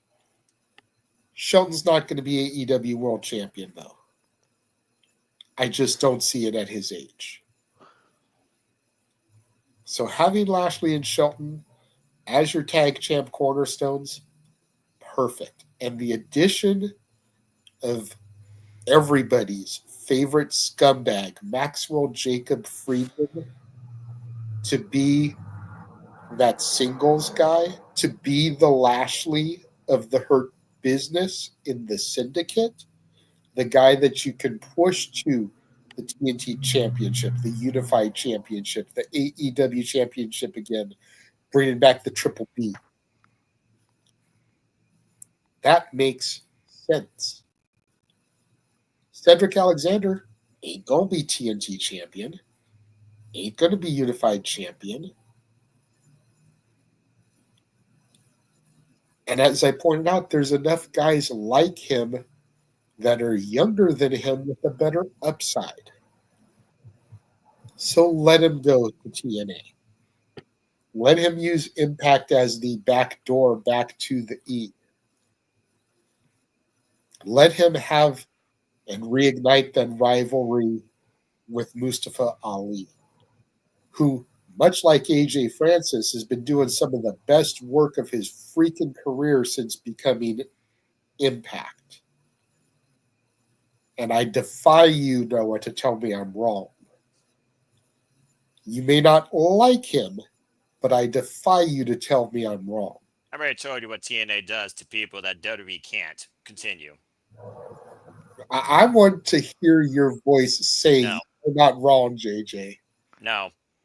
Because see, Ash is getting the giggles because she knows I'm right now. I can see her in her little box. Continue. It just makes sense to me. And then let Cedric and Swole, if she's going to come back into the business. I don't even know what the hell Swole is doing anymore. Ever since she left AEW, I haven't heard a peep from her. I don't hear about her on the indies, nothing. But theoretically speaking, you've got Vance Warner and Steph DeLander. You've got Joey Janela and Megan Bain out there. You've got Zachary Wentz and Priscilla Kelly out there. Maybe we can run some kind of intergender tag stuff with these real-life couples that are out there banging on the indie scene. GCW is no stranger to doing that. I'll guarantee you that. Exactly. I wouldn't be opposed to seeing Cedric and Swole versus any of those teams. I'm sure James wouldn't be opposed to calling that match. Or Walter calling it in my absence if I'm unable to. I almost wanted that would just be another nope for James. Big Swole is definitely on the nope train for me. Even with the other people involved? Yep. Yeah, that's... Because I do remember hearing you say during Grand Slam, if there's enough people in the ring that you do care about, then the nope doesn't happen. If I know they're going So if you care about Cedric and you care about the other team, that would be 3 against 1, which means that would outweigh the nope. But there's a caveat. If I know that they're the baby faces in this case, because they're going to be baby faces as opposed to Cedric and Big Swole's heels, in my opinion anyway, are going to win, and the story isn't necessarily intriguing me, I can absolutely fucking nope. Right now, the Death Riders are intriguing me, which is the only reason I'm even giving this shit a chance. So, hook me, I guess. Tell a story. Fucking redeem yourself, I guess. But well, we've learned through GCW that they can tell a story. You've just got to give them a chance to set it up. Who would have thought when we locked into Joey Janela's spring break earlier this year that fucking Atticus Cogar, KJ Orso / Fuego del Sol, and Sam Stackhouse would be the most compelling fucking story we've seen all goddamn year? No, I agree with you there. Don't get me wrong. It's a so we know they can tell a story. We just have to plant the seeds to tell it. But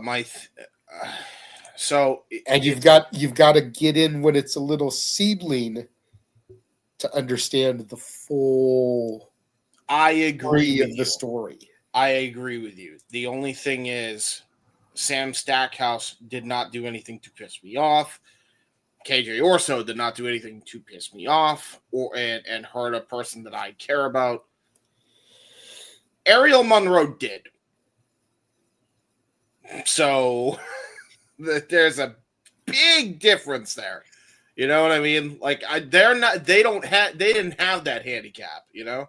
Fair enough. And maybe it's just me coming into things when I did, because again, by the time I started watching AEW, Big Swole was gone. So I don't know of the Big Swole drama. I didn't know she was married to Cedric. I have no frame of reference other than her name is Big Swole. So I'm assuming she's some Bobby Lashley looking bitch. To a degree, she was, but now she still is. The jury is out. You know what? And for the people that want to know what I mean, I'm basically saying that she's some big, jacked woman. Like a China or something, hence the name Swole. Well, you don't get a nickname like Big Swole, and no offense, you look like Spike Dudley. But the problem is, you're half right. She is swole, but not big. She's like fucking all of 5'4", I think 5'5", maybe. Just being generous. Okay, but big doesn't have to mean height.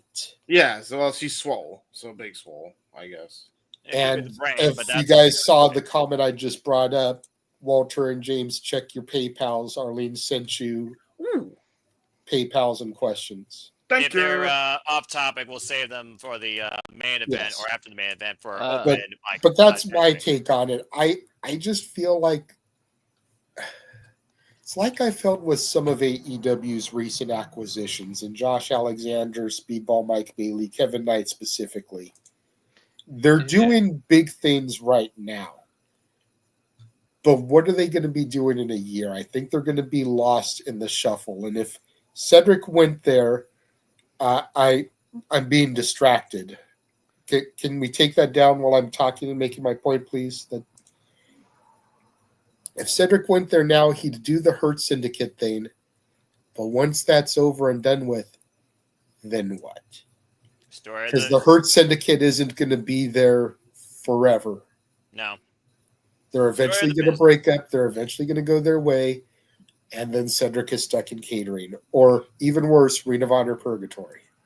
Hey, at least he's wrestling. Anyway, it's better than speed. Go ahead, bring up what it is you're trying to show me now. Because it just get distracted. So yeah, about to say, whoever did that, stop it. Yeah, no, you get, that was my fault. That was a big slow autograph on eBay that no one's buying. I was trying to bring up an image so you can see what she looked like. Hold on. Okay, that nobody's buying. There's my point exactly. So.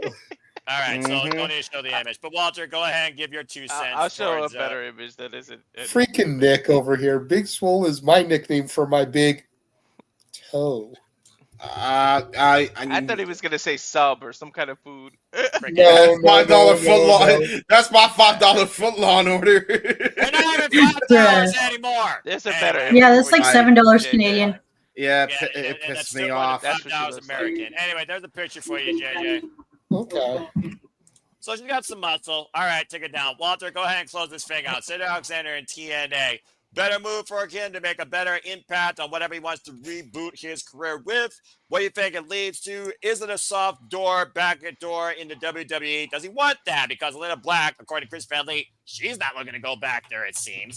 It's one of those things where I look at people that were released by the E. Do they have a desire to actually go back, or is it more like, not necessarily fuck you, but thank you. I'm going to do things my own way now. I think TNA, again, should not be looked at as a way to go to WWE. I think TNA should be looked at as a new way to start your career over again. Hello, Eddie Hartwell. But go ahead, Walter, and give your thoughts towards Cedric Alexander being in TNA Impact. Not to be a dick, I really can't say if it's a better move for him. I'm not in the man's pockets or finances or bank account. Whatever works for him, works for him. If that's what helps him provide for his family, then who the hell am I to tell him AEW would have been the better move? All right. No point of jurisdiction anybody in the business, whatever they choose to do. Yeah, let that. Because to Walter's point, TNA works like 2 days a month. Mm-hmm. It's pay-per-view and taping day. Yeah, I mean that's it. Yeah, that's accurate. You know, maybe 3 days a month. A few more days for tapings, because again, you look at tapings, they tape like 3 shows in a single session. So pretty it depends how quickly from the taping the next pay-per-view is. Mm-hmm. So maybe 4 days a month on when there's a big gap, 2 days a month if there's a small gap. And then they have their independent bookings, or they have rest. And some people don't want to rest; they want to continue to wrestle. So that's what I was going to get to. Is that leaves more dates for him to do independent bookings, whereas AEW, they do shows every Wednesday, every Thursday for Collision, seemingly once a month for pay-per-views. So that's at least 9 days a month. Give or take. But yeah. All right. Well, either way, I'm happy for Cedric Alexander to definitely be back in the ring doing what he does so damn well that I've been a fan of ever since his match against Kota Ibushi in the Cruiserweight Classic. You can go back and watch the WWE Vault. Actually, a match worth watching with WWE letters in the name. So, again, back that atmosphere was so raw and authentic and awesome. And Bryan Danielson and freaking Marlon on commentary. That was the commentary professional wrestling team for me. But anyway, different conversation. But to Cedric, I'm curious to see what this leads to. I mean, does he take over the Order 4? Is it the end of the Order 4? You know, with Jason Hodge, John Scott, your great hands, and Tasha Steelz. Was this the person Tasha Steelz was talking to the entire time as far as the only person that will listen? And was she referring to herself or referring to Cedric maybe getting to Ali to once again remind Ali what you came here to do? And I think that's where a lot of this goes to. And I definitely see these two mixing it up at Slammiversary in a marquee singles match if they push it out that far, and then we see where we go from there.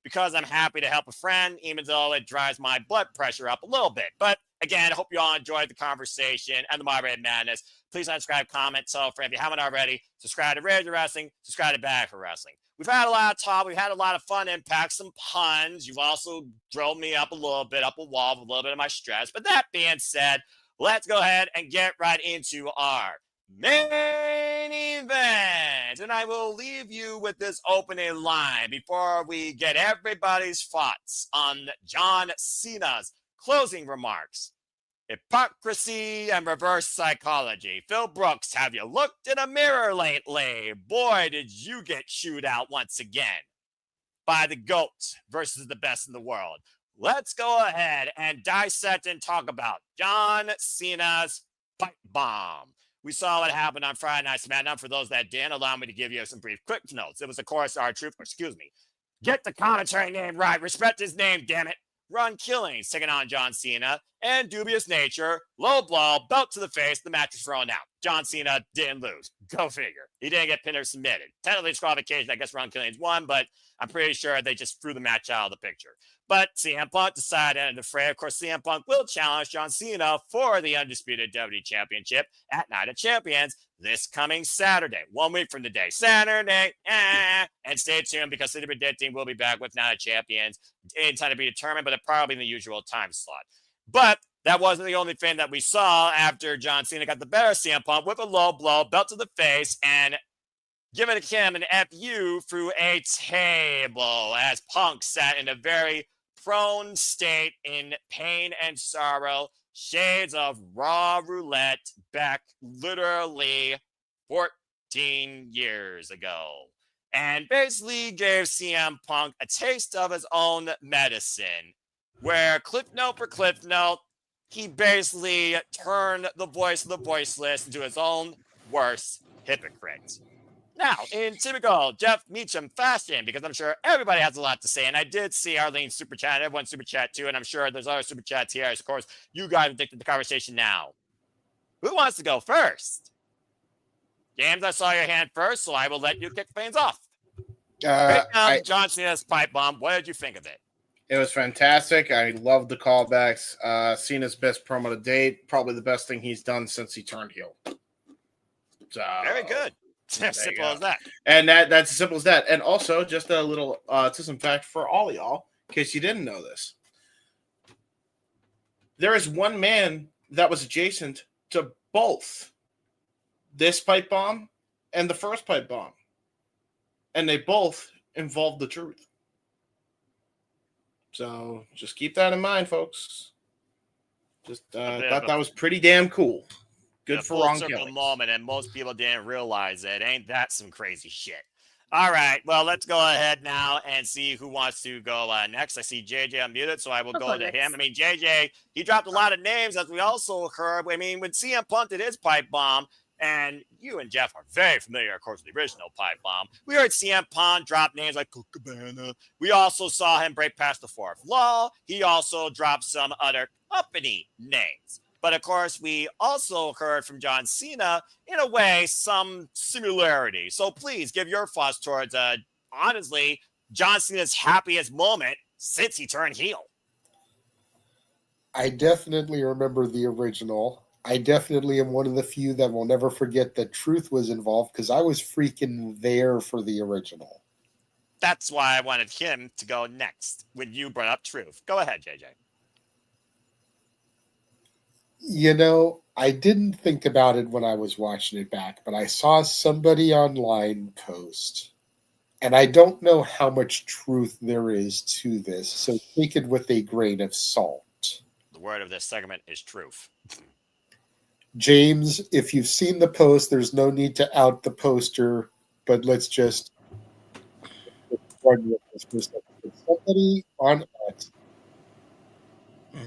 pointed out that the Claudio Castagnoli shout, the double C, was kind of a nod to Colt Cabana. And the Matt Cardona and Nick Nemeth was a nod to the Bucks, Matt and Nick Jackson. little James' brain just subliminal nods there. Now, considering the person that posted it, I don't know how much truth there is to that again. However, if it is the truth, if it is actual and everything is satisfactual, oh zippity doo da, that'll be July karaoke. But then what a little bit of seasoning on that pot of chili. Because a lot of people have said that Cena would be a WWE lifer. So just to throw mentions to AEW without going balls deep and saying Matt, Nick, Jackson, Colt Cabana.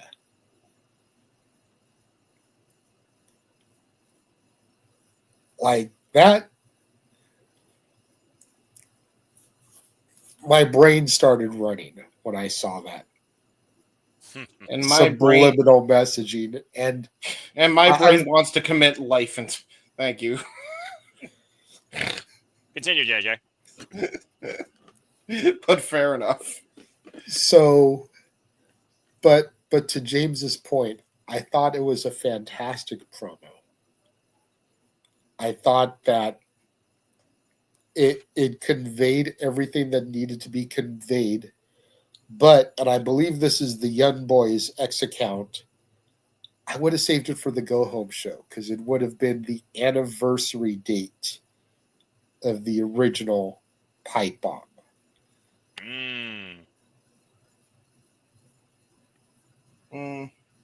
Missed opportunity. Wait. Is the SmackDown, which again, day before, Night of Champions, is it in Saudi Arabia or is it in America? I believe it's in Saudi.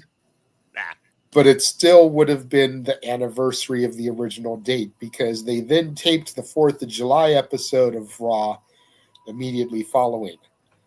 So I got to see 2 Raws live. Oh, yeah, that's right. I remember you did tell me that. So to have done it on the Go Home SmackDown, it would have been the anniversary of the original Pipebomb. It wouldn't have been on Raw, but this one wasn't on Raw either. This was on SmackDown, so null and void. Question, JJ. Was that episode the one where Vince told him if you lose the title, you'll be fired or something? I believe so. Yeah, that was the week after. So you saw both of those episodes? Yes. Oh. And that was the reason why me and Jeff had hatred for The Godfather for so long, because we tried to set up an interview with him while we were in Vegas, and he worked us telling us that he didn't do wrestling anymore, then he fucking showed up to that fucking Raw. He worked you all damn. But well, still, continue. But yeah, it was a fantastic promo. To James's point, it's probably the best thing Cena's done since turning heel. And at least for me, I can't speak for everybody else, it got a lot of the stank of The Rock not being there at WrestleMania off of his heel turn. Yeah, and I think John Cena desperately needed that because I think we pretty much had that crutch of a freaking reek smell of Cena's WrestleMania moment tarnished up away in how it was executed, and this definitely purged us of that. Again, stay in Hollywood. We're not thinking about you. All right, JJ, anything further you want to add? Nope, you muted. Okay, nope, I'm good. Datilla looked like she wanted to say something before you threw to me, so since she hasn't been able to like really lead a topic, why don't we go to her next? That was the plan. Thank you for that. Datilla, your thoughts on John Cena's pipe bomb? Any further clip notes that you want to take away from it? And I do want to also add this, again, you being my NOLA person, TNA. There was one other time when we fought, ironically enough, after he lost to CM Punk and Money in the Bank and confronted Vince McMahon, if you think I'm going to stop this, maybe I'll just go over somewhere else and keep doing this thing. Brother.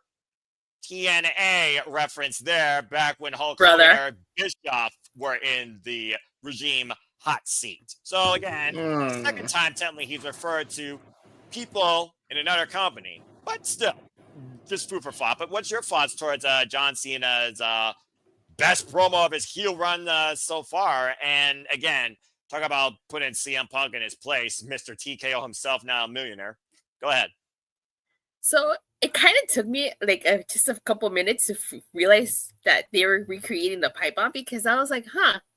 Until he started saying the words, "Oh, as you lay there uncomfortably," I'm like, oh my God, he's doing his own version of the pipe bomb. I personally thought it was great. I really liked it. I loved all the callbacks. I liked the Easter eggs. You know what I liked that wasn't a part of the pipe bomb? When he blew the kiss at the rap.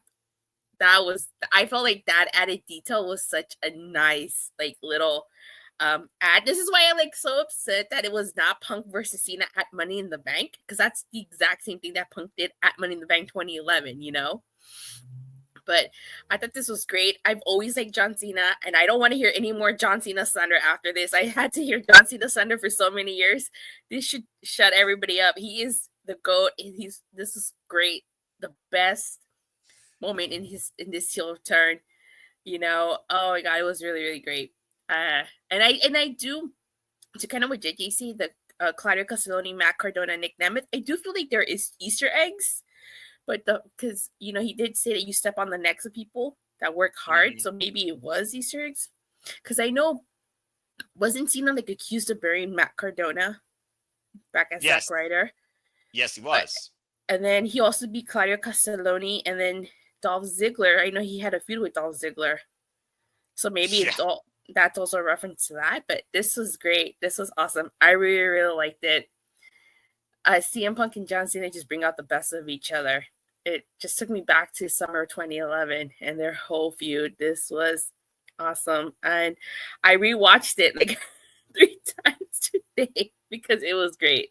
It really was great. Yeah. This is the John Cena that we should have gotten in 2012, and here we are with the summer of what used to be Punk, with the summer of Cena, quite honestly here. And to your point, this is probably the first WWE segment I've watched in full, because you can literally find it in full, folks, on YouTube, that actually is worth reviewing, and reviewing. Because yes, until I did the same thing. All right, from one lovely female opinion to another lovely female's opinion. Ash, what was your thoughts on John Cena's pipe bomb reincarnated? What was that? I enjoyed this. Like, as I watched it on YouTube, I'm like, oh, we're going there. Oh shit, we're referencing this. I was laughing my ass off because I remember that day so well. It's like, what, June 27th, 2011. I was in my living room and I was going there like, oh my God, shit just got fucking real for a moment.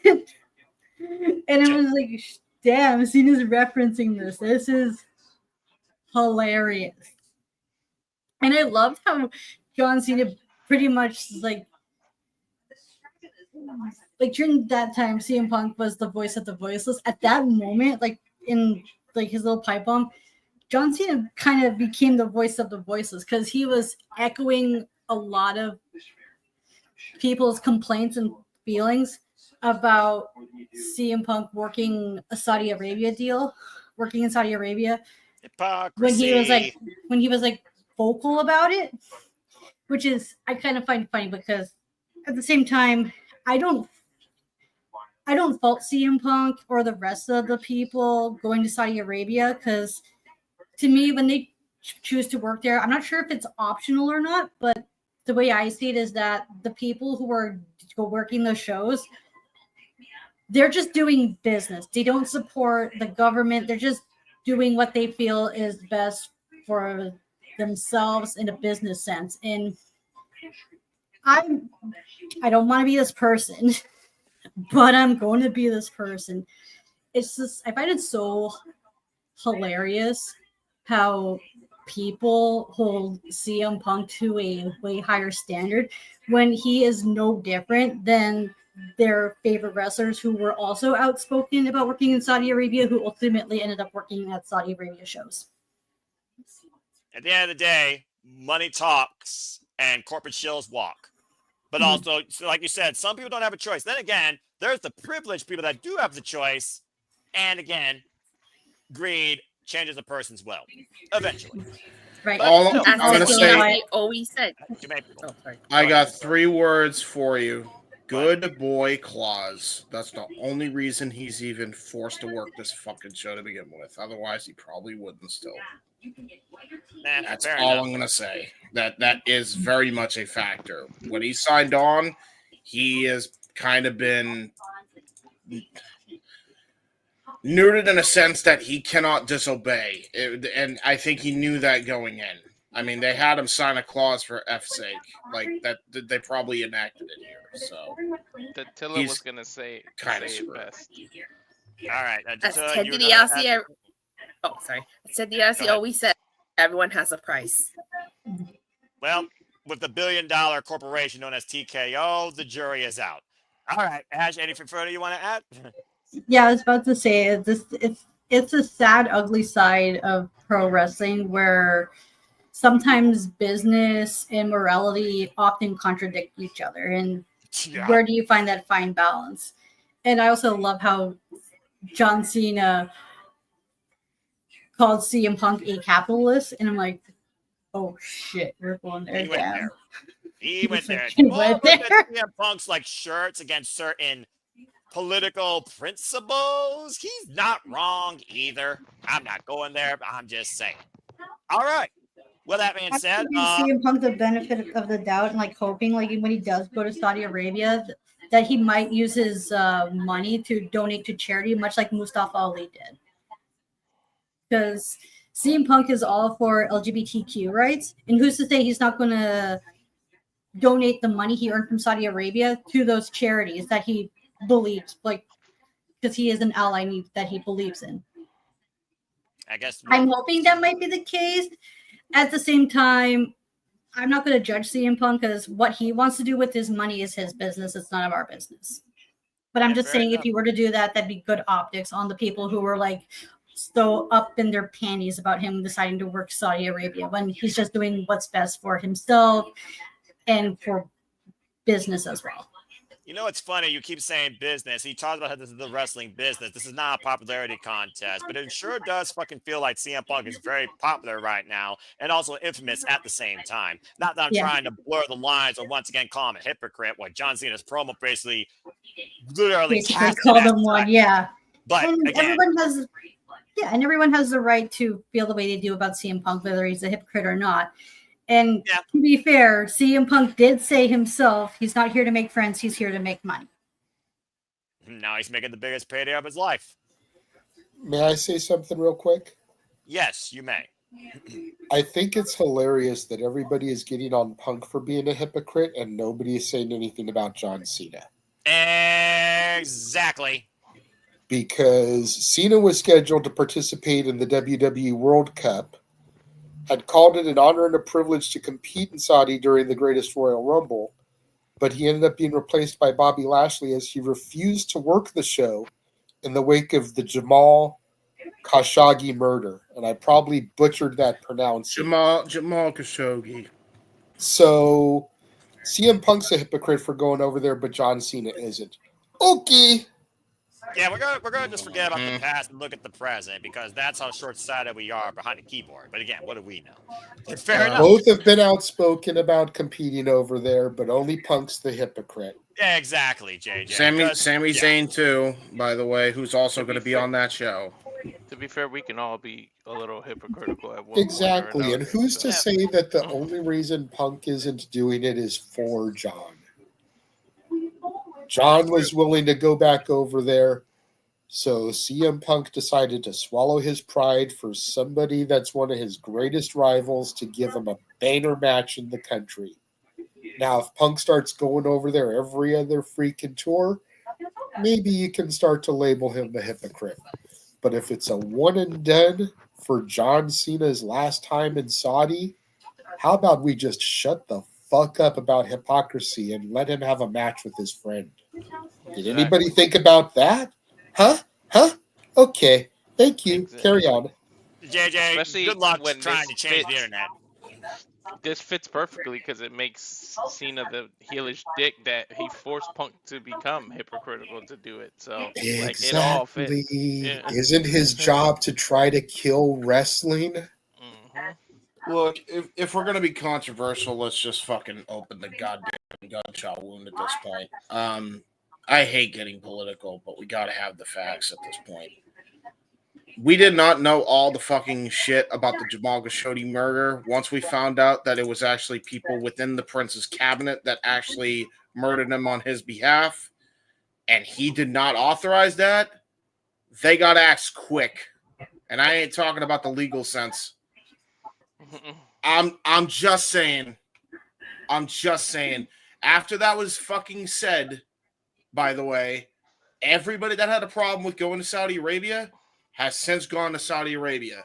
Sami Zayn, Kevin Owens, Aleister Black, Zelina Vega, host of other people that had a problem going there originally are now going to Saudi Arabia since that has come to light. All right?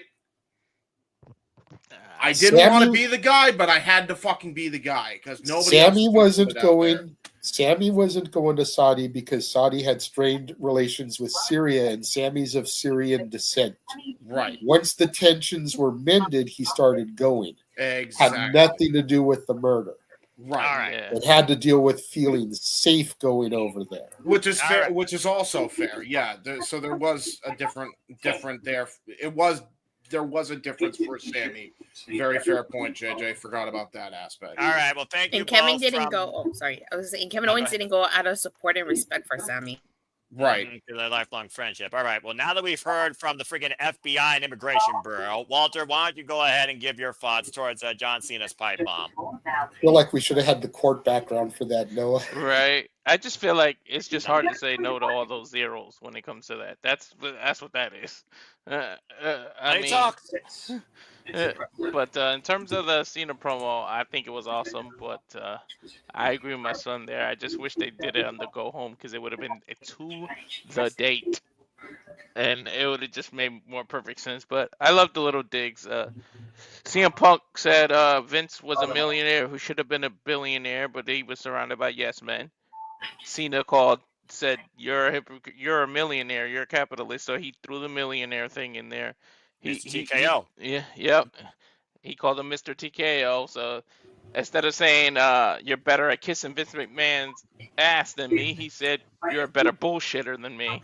And then Cena cursing, and then he messed with the kids and said, "Oh my God, Cena said a bad word." So like Cena milked the heel thing here, and I loved it. Like he really, this is the best promo since he has gone heel. And I just wish that he could have did the heel thing without the whole Rock thing, because if this was the end game, it would have been way better. But Rock had to stick his nose and stuff. But that's neither here nor there. I liked it till I liked the blowing the kiss at the end. Everything Cena did. These two, there's just something about these two when they get together. They bring out, they really do bring out the best of each other, and there's like. Everything is, but there's nothing banned with these two. Like I feel like they've earned that they can get away with a lot more. So they were able to say whatever they want, and they're not gonna get in trouble when they go behind the curtain. So use it to the advantage. So yeah, like this is gonna be the James. Let's give them something to talk about. No. He came back this Thursday too. Yeah, he did. And we can save that for you. Already missed the topic. We can save that another time. But they Ash. What's his name? No. Oh Ash, yeah, that's right. Go, Ash. Talking about it, yeah, that gives us something to talk about. Exactly. We're talking about something. All right. We're also talking about something here. So let's go. They want to continue. When Cena's done, this might be my most missed rivalry. Like it would be Punk and him. Like it's gonna be something. I don't think. I mean, a lot of us praise it and we appreciate it, but until we seriously can't get it anymore, we won't really appreciate it till it's gone. This is like This is like the best rivalry. Yeah, something special. In a lifetime. Yeah, this truly is the last time instead of the only time like with The Rock and Cena. But we don't talk about that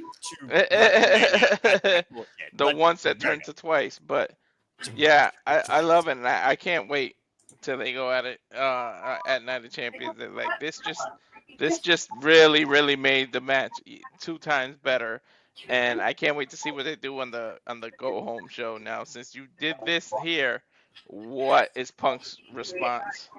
Yeah, you know he's going to have one last bomb to throw at John Cena, whether it's a grenade, a pipe bomb, or he goes nuclear on him is a whole different conversation. But yeah, I'll justify it. It was really good. You all are absolutely spot on in your takes. Again, it's the first time I watched the WWE segment in full since probably WrestleMania build, honestly, with him and Cody. Only a couple of those promos were really ones that really drew me in, but this was the one that definitely drew me into John Cena really embracing this heel side. Why CM Punk says, "I'm not taking this title because I need to be champion. I'm taking this title to take away from the monster that you become to become the monster that I once was. Sometimes to conquer evil, you have to become evil." That's CM Punk basically, in his opinion, in what he's justifying what he's doing here, pursuing John Cena for the undisputed WWE Championship. And I will say right now, considering I don't know the whole card, but I also consider WPLEs, this match definitely does have my intrigue, and I do look forward to calling it with whoever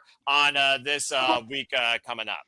And I believe it's me and Walter, so reliable back in the proverbial commentary hot seat. So we'll see what happens. Because it's my damn birthday. Yes, that's true. Hey, happy birthday to you. Related. There is one comment that I just saw, and I figured that's something we should get to before we Something! Go ahead. I was trying to be serious, if I can be serious for a moment. Then avoid using that word. Anyway, go ahead. Jamboree 20, I don't know who that is, but that's my son. Oh, that's your son? Okay, well, your son's on the money, to be honest. That part still makes me iffy about this, to be honest. I just hope... Let's not bring in politics here where somebody doesn't know the difference between a wrestling chat room and a CNN newsroom. All right. That's why I hadn't addressed those comments, because Safet had mentioned it a couple times previously. Right. I was trying to keep that out of it, but since Walter's son did say something, I went ahead, no disrespect intended to Safet, but stop it. No, come on, not now. We also don't want to overkill a gimmick, but we definitely will keep our eyes and ears peeled, and if anything happens with Night of Champions, we will make sure to let everybody know, not like WWE will, but obviously we probably won't be doing it if it gets postponed or whatever, relocated. Yeah, for legit reasons. Yes.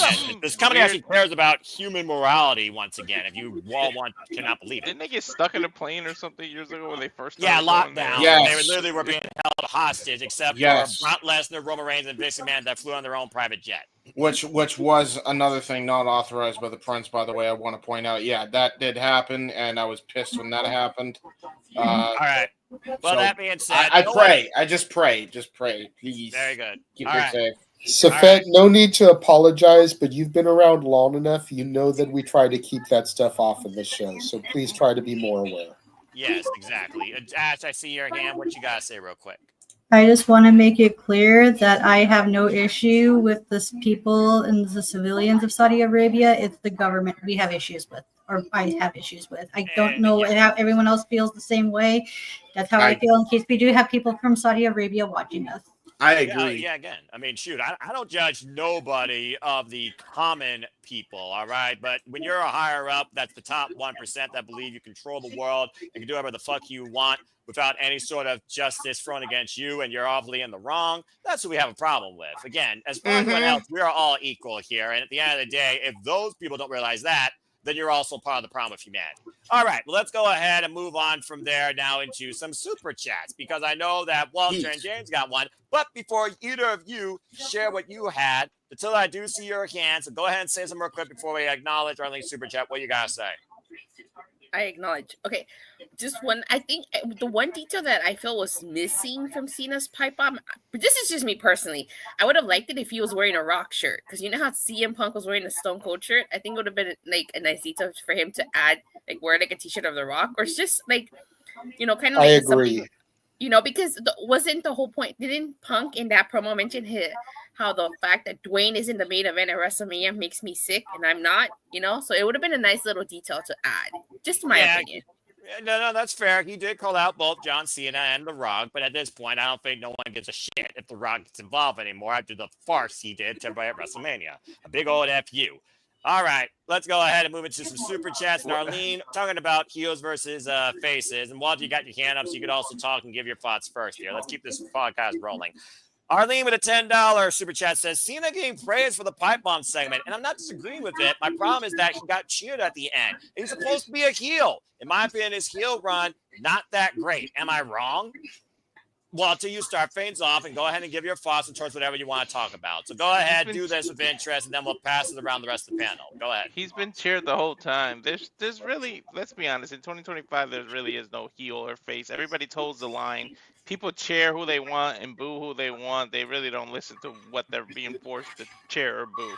Like, seriously, like, look what Seth is going through. Like, they need to change his music to kind of make you want to boo because people still singing along. They boo when he talks, but they still sing along. So, but what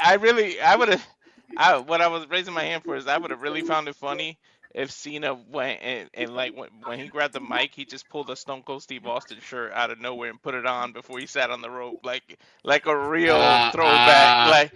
That would have been like that would have been the chef's kiss on top of that promo if he pulled out a Stone Cold Steve Austin shirt. I hear that, but I'll do you one better. He should have came out with the Rock t-shirt, even though we know the Rock ain't gonna come out, just to kind of opposites attract kind of deal.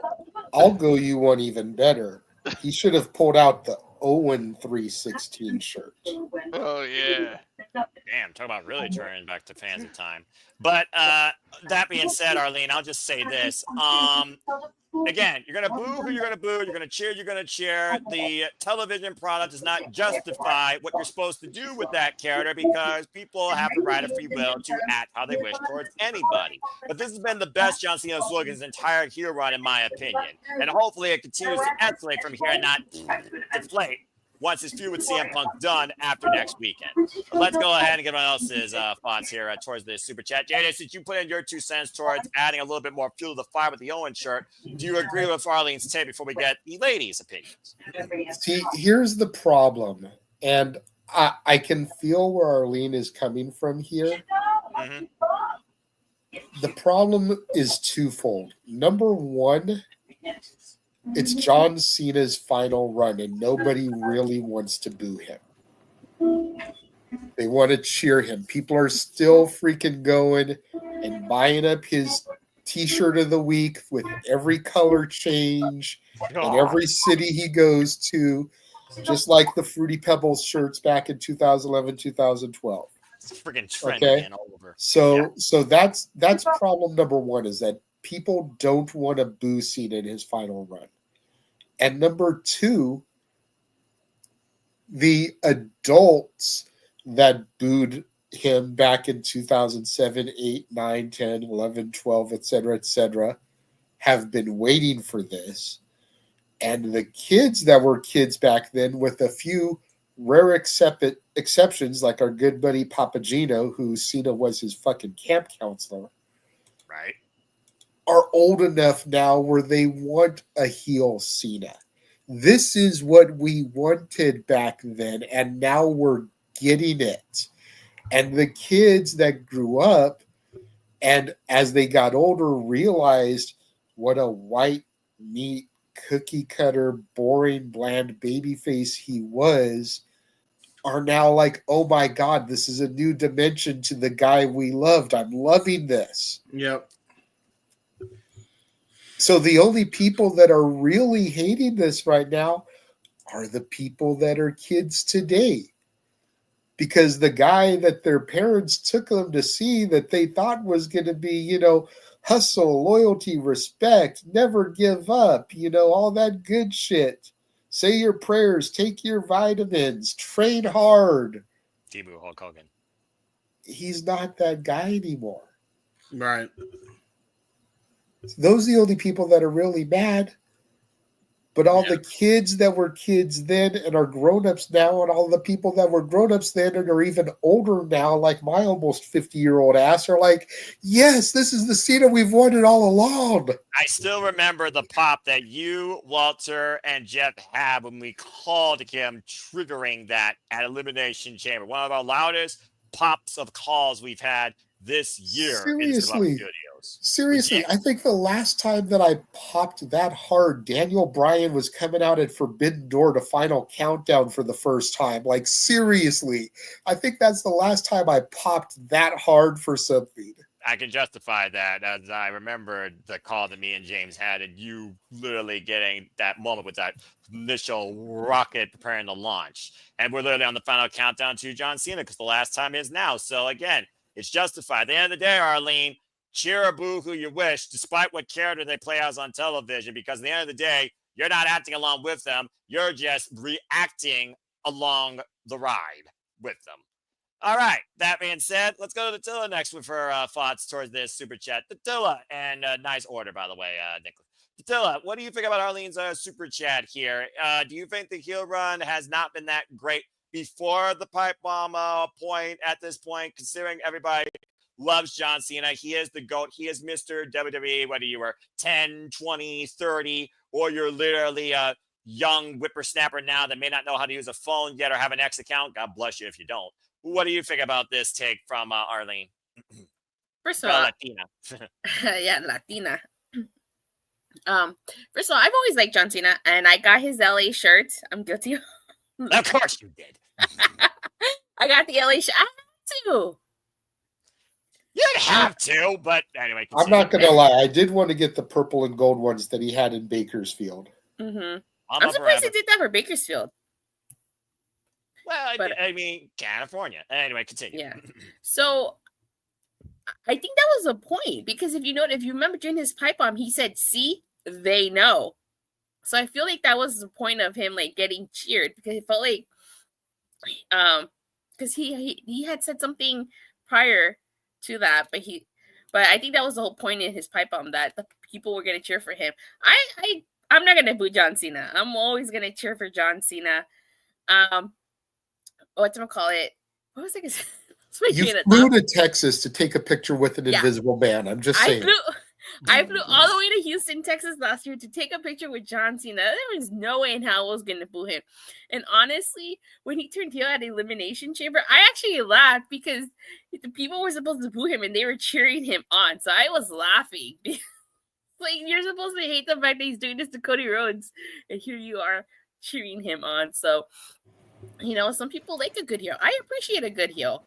And I do agree, his heel turn was a little lackluster, was missing that extra oomph. And I think that pipe bomb delivered that extra oomph that he needed. Hopefully it continues to go up from here. But, I personally myself was not going to boo John Cena. I will say, as long as I've watched John Cena's entire WWE career, I don't think I ever booed the man. I mean, talk about triple threats. Hell, I still go back and watch the Survivor Series 2009. John Cena, Triple H, and Shawn Michaels. Still one of my favorite triple threats of all time. Also, that Survivor Series was also an awesome show. So I understand the standpoint there. I think the last person I legitimately booed with pure hate before Flop Dollar was probably Double J Jeff Jarrett, before things got, reconciled with the respect to Owen Hart. Don't start with me, JJ. Don't forget who's hosting here. Also, it's one of those things right now where, I don't find myself booing that many people are getting hot under the collar unless I'm trying to sell being play-by-play. If I'm color, though, that'd be a whole different animal. I don't know if I can be that. But anyway, too integral. All right, Ash, let's go ahead and close your thoughts towards this super chat before we get to the other super chats that both Walter and Jason and I did see what you said in the chat. So, again, not being booed. So, heel run. Is it working? Is it not working up to this point? Can it get even better beyond this point? What's your take on this? And the take of basically booing or cheering anybody in wrestling, despite character dynamics. I get where Arlene's coming from, because if you're a heel, the intended reaction you want is to be booed. But at the same time, this is John Cena we're talking about. To use WWE buzzwords, he is very polarizing, where the fans are very divisive. You got one subsection booing, and you got one subsection cheering, regardless if it's the intended reaction or not. Cena gets the crowd reacting. And his heel run, it's hit or miss. Like some of his promos, I get what they were trying to do or go for, but they weren't. The execution wasn't all there. Whereas this past Friday with the callbacks, it made sense given the story. But going forward, I don't want like John Cena to resort to just having a bunch of callbacks in his promos. So it's like do the callbacks if it's necessary and fits in with the story and the person you're feuding with. I mean, at this point, though, if he's literally running callback matches, though, you kind of got to consider that's what he's probably going to roll with until he actually faces somebody this generation to try and take the title off him. Again, we're still trying to figure out at the end of the day who is going to beat the man at the final date of Ruthless Aggression in his hometown and be that next torch taker for the undisputed WWE Championship and WWE as we know it. Because right now, does WWE really have that? Even in, I heard you got a cough there going on. What's up, bro? At this point, He's got that dog in him. He's got that dog in him. I'm muted. I'm about to say, I heard it loud and clear, but if not him, the jury is out. So that's not an insult. That's just a fact of life. All right, let's go ahead and move on now to the other super chats. And thank you, Arlene, for that. So I see two people here got a PayPal question. So let's go ahead and acknowledge them. Walter, I see yours first. We'll start with you. Let's go ahead and see what this is talking about. This is the PayPal from Arlene, one of our favorite Dominguez's. MJF is El Grande Americano. He's far better than him. Just look at how he was dressed, well, especially taking the mask off Mystical. Again, phenomenal show, Grand Slam. Anyways, who would you want to have the title? Wow, he's really put blue pill, red pill, Walter. Good luck. Jada Parker or Lola Vice? I'm guessing she means the NXT Women's Championship. Good luck, bro. Lupo, I'll have Jada win the NXT title and Lola win the North American title. Give me both. And then they'll just go one-on-one, winner takes all at Evolution 2 or 3. No, okay. I don't need a winner takes all. I just see Jada more as a world champion. Lola can carry the quote-unquote mid-card of the women's division. Well, considering she's challenged for a freaking world title, I mean, you might be onto something there. Does anyone want to add their 2 cents towards Jada Parker and Lola Vice values as champions in the X Women's division before we move on? Yes. I figured, JJ. I was going to say, this is my NXT we're talking about, Yeah. I mean, hey, my NXT was good enough that we had Dottilla watching like 2 or 3 weeks in a row, even doing unsolicited reviews, okay? Like, I'm just throwing that out there. Wow. She may not still be watching it weekly, but it had a solid little run for her. Fair enough. So go ahead and give your thoughts, man. I think Lola is ready to go to the main roster. Not to say Jada isn't, but I think Jada can be the person to carry the NXT women's division through Stand and Deliver. If someone is going to take the title off of JC, I would want it to be Jada and let her have the run through Stand and Deliver. It doesn't need to be Jordan. It doesn't need to be Mariah. Because if we're being 100% honest with each other, and before people in the chat come at me, it's Blake Monroe now. I know. Shut the fuck up. But if it's Jordan or Blake, nobody in the NXT roster is on that level. Nope. And yes, you want to raise the women up, but you also don't want the rest of the division to look like shit by comparison. So you don't put the title on either one of them. Jordan, I still think, is going to SmackDown. That was the rumor. She may be around long enough for Evolution 2 and then go up to SmackDown. Blake, I could see her getting the crowning moment, maybe at Stand and Deliver for a cup of coffee. But it's the same thing I said about Julia, the same thing said about Stephanie, and look what happened. They're not going to be there long. Don't put the title on them. Everybody already is looking at JC like, what the fuck, because she defeated Stephanie. Yep. If you put the title on Blake or Jordan, and then whoever defeats them is going to get looked at like a what the fuck.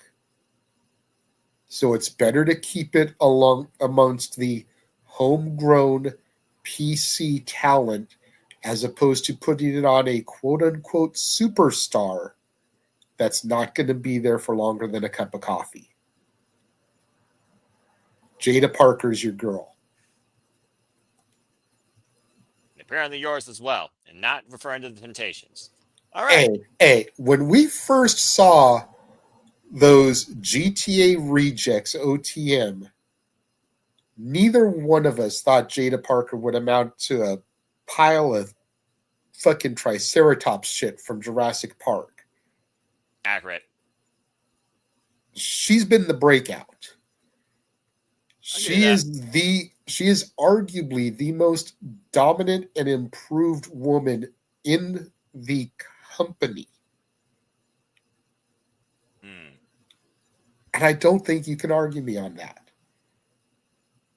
As much as I love my Thea, as much as I love my Maddie Renkowski, happy Wednesday, Jada Parker is the most improved and has the most aura about her out of every other woman on that roster, to the point where she's organically gotten over as a babyface with the entire PC chanting Miss Parker, when her music hits. All right. Fair enough. I don't think you'll deny me. Yeah, I don't think you'll deny me that, Noah. I'm not going to deny you of that because, again, we've called some of her matches and some of her best work, and she truly has done pretty much it all except win a freaking title. And so far, she hasn't needed a title to prove her point. But I do think it'll be self-validation once she eventually wins one, and she has challenged for both. So I do understand what you're saying. And it looks like young Cruz wants to give his papa a heart attack, so have the defibrillator on standby, folks. All right, let's go ahead and get everyone else's opinions here, shall we? Ash, let's go to you next. NXT. Lola Vice, Jada Parker, NXT Women's North American, NXT Women's Championship. What's the value of either woman regarding those titles? Do you have either of them pursuing either title in either picture, or what do you think? And yeah, go ahead. I don't watch NXT. I don't have an opinion on the matter. I don't have enough information to have the only an one. opinion on the matter. Yes. Ooh, you need to start watching, Ash. I have a hard enough time juggling between Raw, SmackDown, AEW, and New Japan. Okay. Look. Poor choice of words when we're speaking about these two. Time out. I'm gonna pull a Zach Morris here. Time out. All right, calm down. Noah. Yeah. You don't have my back on a lot of shit, but you'll have my back on this, I know. Is NXT not the most worthwhile WWE program every week? Yes. So if you're going to watch something, watch NXT, watch Raw and SmackDown clips. Yep. Because that's 5.5 hours of TV as opposed to 2. Yes. Yeah. Agreed. I can co-sign now, by the way. And you're supporting the next level superstars. Like we were back in the People black on and their gold. way up. It is not the black and gold, but it is actually extremely close to being back to the black and gold if you watch the pay-per-views also, or at least keep up with the clips if you don't watch the full show. And I could co-sign on it being my NXT again because goddamn that match between Fraxium and Hank and Tank was the fucking shit. I love that match. Give me more of those. Give me more of them Hank and Tank matches. I compare it to watching ECHL hockey or like AAA baseball. It's the guys that you're going to see very soon. So it's better to get it on the ground floor, support them, so that when they come up to the main roster, you're not like, who the fuck is this guy? Jada Parker has been involved, of course, in the Royal Rumble to also add to the point that Jada is referring to. And again, I will co-sign again as the simple man that watches far more Western, less Westernized wrestling and Japanese pro wrestling, including Stardom. Boy, they had a lot going on during the conversion today, including Bozilla moving from Marigold to Stardom. Congrats to her. It's one of those things I will say NXT still is my brand. And this NXT, it's not black and gold, but the black and chrome is adequate. And I still will take the highlights over NXT over Monday Night Raw and SmackDown any day of the week as a whole. And that speaks a lot for a WWE product in my professional wrestling fandom. Now, Tatilla, do you have anything you want to add regarding this? Because you have kept up a little bit with NXT. Jada Parker, Lola Vice, championship aspirations or criteria. What do you think? I have watched, so I'll give you that. I think Lola Vice has a lot of potential, actually, from what I've seen for her. At Worlds Collide, I got to see her wrestle live, and I thought she did a really good job. I definitely do think I think both women have potential, actually. I almost forgot. Mamacita! Okay. I'm about to say, yeah. there you go. Get that. All right. And yes, I can justify. Sorry, JJ. Arlene is still on top of the NXT league. We'll see how she does at Great American Bash. You can finally take her up that pedestal. I will say, I do see Lola being North American champion and Jada Parker being women's world champion first. That's how I see it. So I do agree with that sentiment. For me, NXT, I feel it's a hit or miss. I feel like sometimes some episodes are really, really good, and some episodes, it's like, okay. Like, for instance, the last time I watched NXT, I'm going to get my notes, was the May 27th episode, which I thought was a really great episode. I actually really, really liked it. That I actually decided to tune in the following week to see, a follow-up, and then I would just could not get past the first segment. I just turned it off. So... If I may ask, just as a refresher, what was it in that first segment that you couldn't get past? What didn't hook you? So it was the Ethan Page segment, and then with Javon Evans, and then Legacy came out, and then a bunch of other stuff, other people came out, and I'm just like, okay, I'm done. Legacy. Okay, maybe it had to do with the fact that Sean Legacy, to Walter's point, Swipe Right. These are guys from Evolve, which is another show you don't watch, so you had no familiarity with them, so you don't know why they're there. The Vanity Project. Yes. That was that. They came out to it, and I'm just like, what? These are standouts from Evolve. Which is even less of a grade of NXT. I see. So that might be part of it, is that you just weren't familiar with them because you don't watch Evolve either. These are people you want to Which keep an to eye Ash's point, I get. There's a lot of fucking wrestling on TV to try to devour each week. This we talked about Walter having a heart attack. This might give Noah a heart attack. I have not watched NXT in full for the last 2 weeks. That don't surprise me. You've had a lot going on. Yeah, because of the way my work schedule has been, and it's like trying to get caught up on NXT as opposed to getting caught up on the main roster stuff where I know the topics are going to come from. Those have been more my primary focus. I mean, literally today I watched 3 episodes of ROH and the Stardom conversion, thanks to my source, while watching NJPW G1 Climax throwbacks from last year. So again, WWE is the last thing I ever watched on my radar, but I still keep up with it because Lord knows, running prediction leagues and dealing with this crazy nonsense, I got to be somewhat into it. And NXT does still, once again, matter to me. But my show still each week, as far as stateside goes, are AEW and TNA. All right, still, I know. But watching Evolve is kind of like watching an independent company on Triller for me. It's guys that are beating around the scene, that are scratching and clawing to try and make a name so that they can get onto NXT because they're already within the WWE system. And the Vanity Project and Sean Legacy are some of the biggest standouts there right now, as well as Cappuccino Jones. No puns, Walter. Shut it. I won't. And Jack Cartwheel. If only commentators were tolerable. But anyway, I will say this. Lola Vice, NXT North American, Jada Parker, I will say, she's worthy of being an NXT Women's Champion. Hell, I'll pigeonhole her right now as being this year's Iron Survivor. All right, let's move on to the next. I just want to say I'm the opposite of the Tiller. I love that they involve the Evolve because it intertwines it and doesn't let you forget about that. And I know the real way to give Noah a heart attack. Yeah.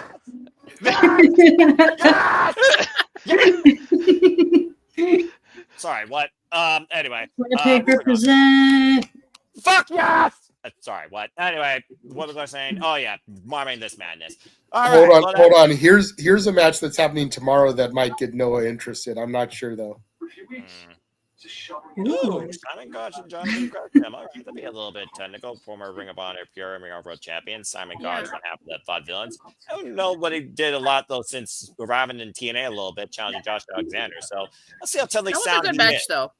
That was a good match. Oh, I agree. I mean, again, you're talking to somebody that's followed TNA. By the way, happy belated birthday to TNA Wrestling. 23 years. The company thought that was going to not even make it past freaking 10 years. Still alive to this day with Sensei as the director of 40. Thank Christ. Speaking of Jack Cartwheel. There you go. Oh, there you go. Okay. Jack Cartwheel and Joey Janela. I love that mustache, by the way. JJ's my age, so he'll know. It reminds me of those Looney Tunes. You remember those big guys that always picked up the big the barbells in Looney Tunes with the black barbell? That's what that reminds me of. It reminds me of Snidely Whiplash from like the Rocky and Bullwinkle show and shit. Yeah. Man, talk about really going back in time. Friggin' when TV was actually watchable. All right. Well, let's go ahead and move into our next super chat from Arlene Dominguez. Unless we get anything else. Now we'll start with my fellow NOLA TNA correspondent with this. Besides the tag titles, what title would you like to be shown in a TNA superstar? And who would you have them beat?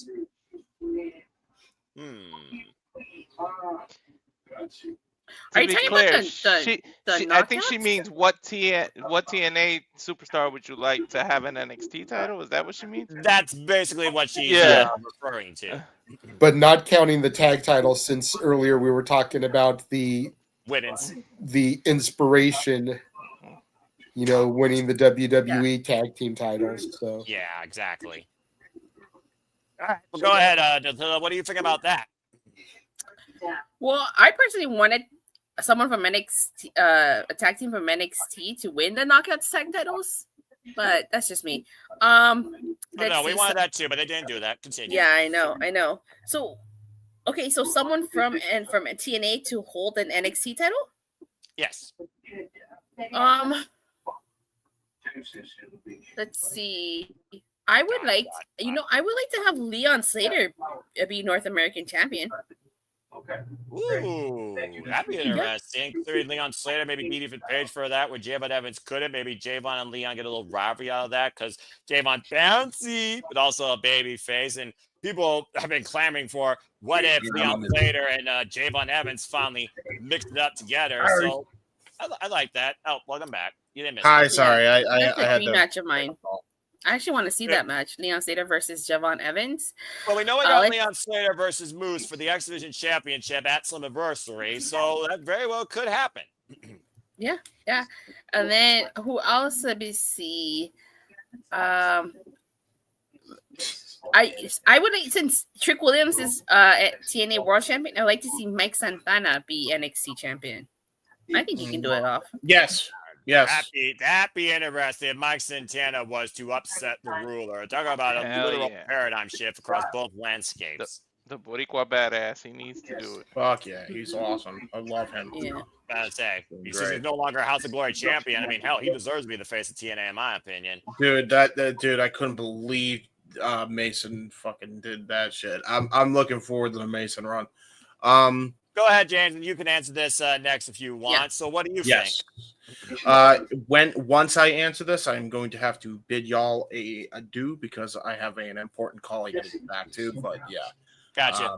I want to do the thingy-majiggy, and I do have one plug I'm gonna put in there as well, but I'll do that after I answer. I like to watch her sunset. Yeah, right. As far as the tag, besides the tag titles, what title would you like to be shown on a TNA Superstar, and who would you have them beat? Yeah, so basically a TNA star winning NXT Gold, not tag. Okay. If we're going strictly off NXT, she did say NXT or WWE. She did give you options. Okay, so NXT or WWE. All right, cool. Well, if that's the case, clarification. Cool. All right, I'm gonna go. This is the truth. The whole truth and nothing but the truth. Nothing but the truth. Thank you. That's what's up. Mm-hmm. TNA wrestler winning the Intercontinental title, I think, would be a good shout, and I would give that.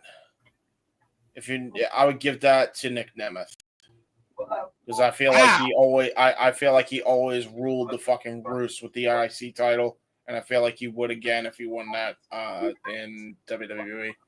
As long as they don't do an 30-minute Iron Man match. Yeah, I agree. I agree with that. So, yep, that would be my TNA.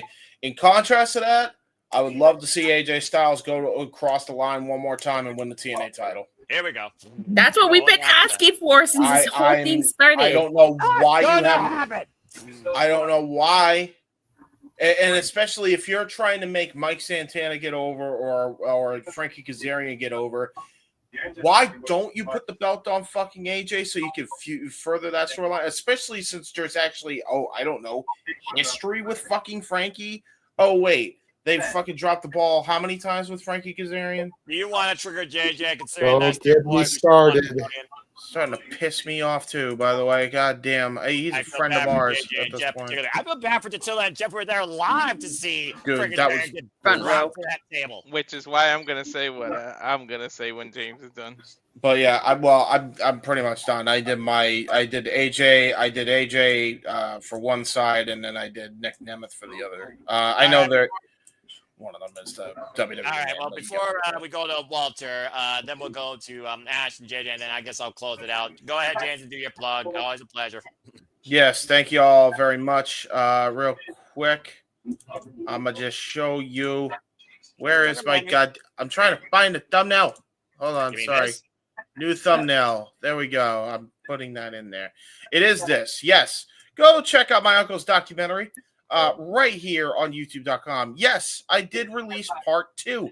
I did it. It's amazing. It is being called better than part 1 because there's a lot of bigger names in part 2 this time around. So if you are a hockey fan and you are a fan of pro sports and you want to know how my uncle impacted this world, go and watch part 2 especially if you already watched part 1 because this is an incredible effing story, and I'm so honored to be a part of it.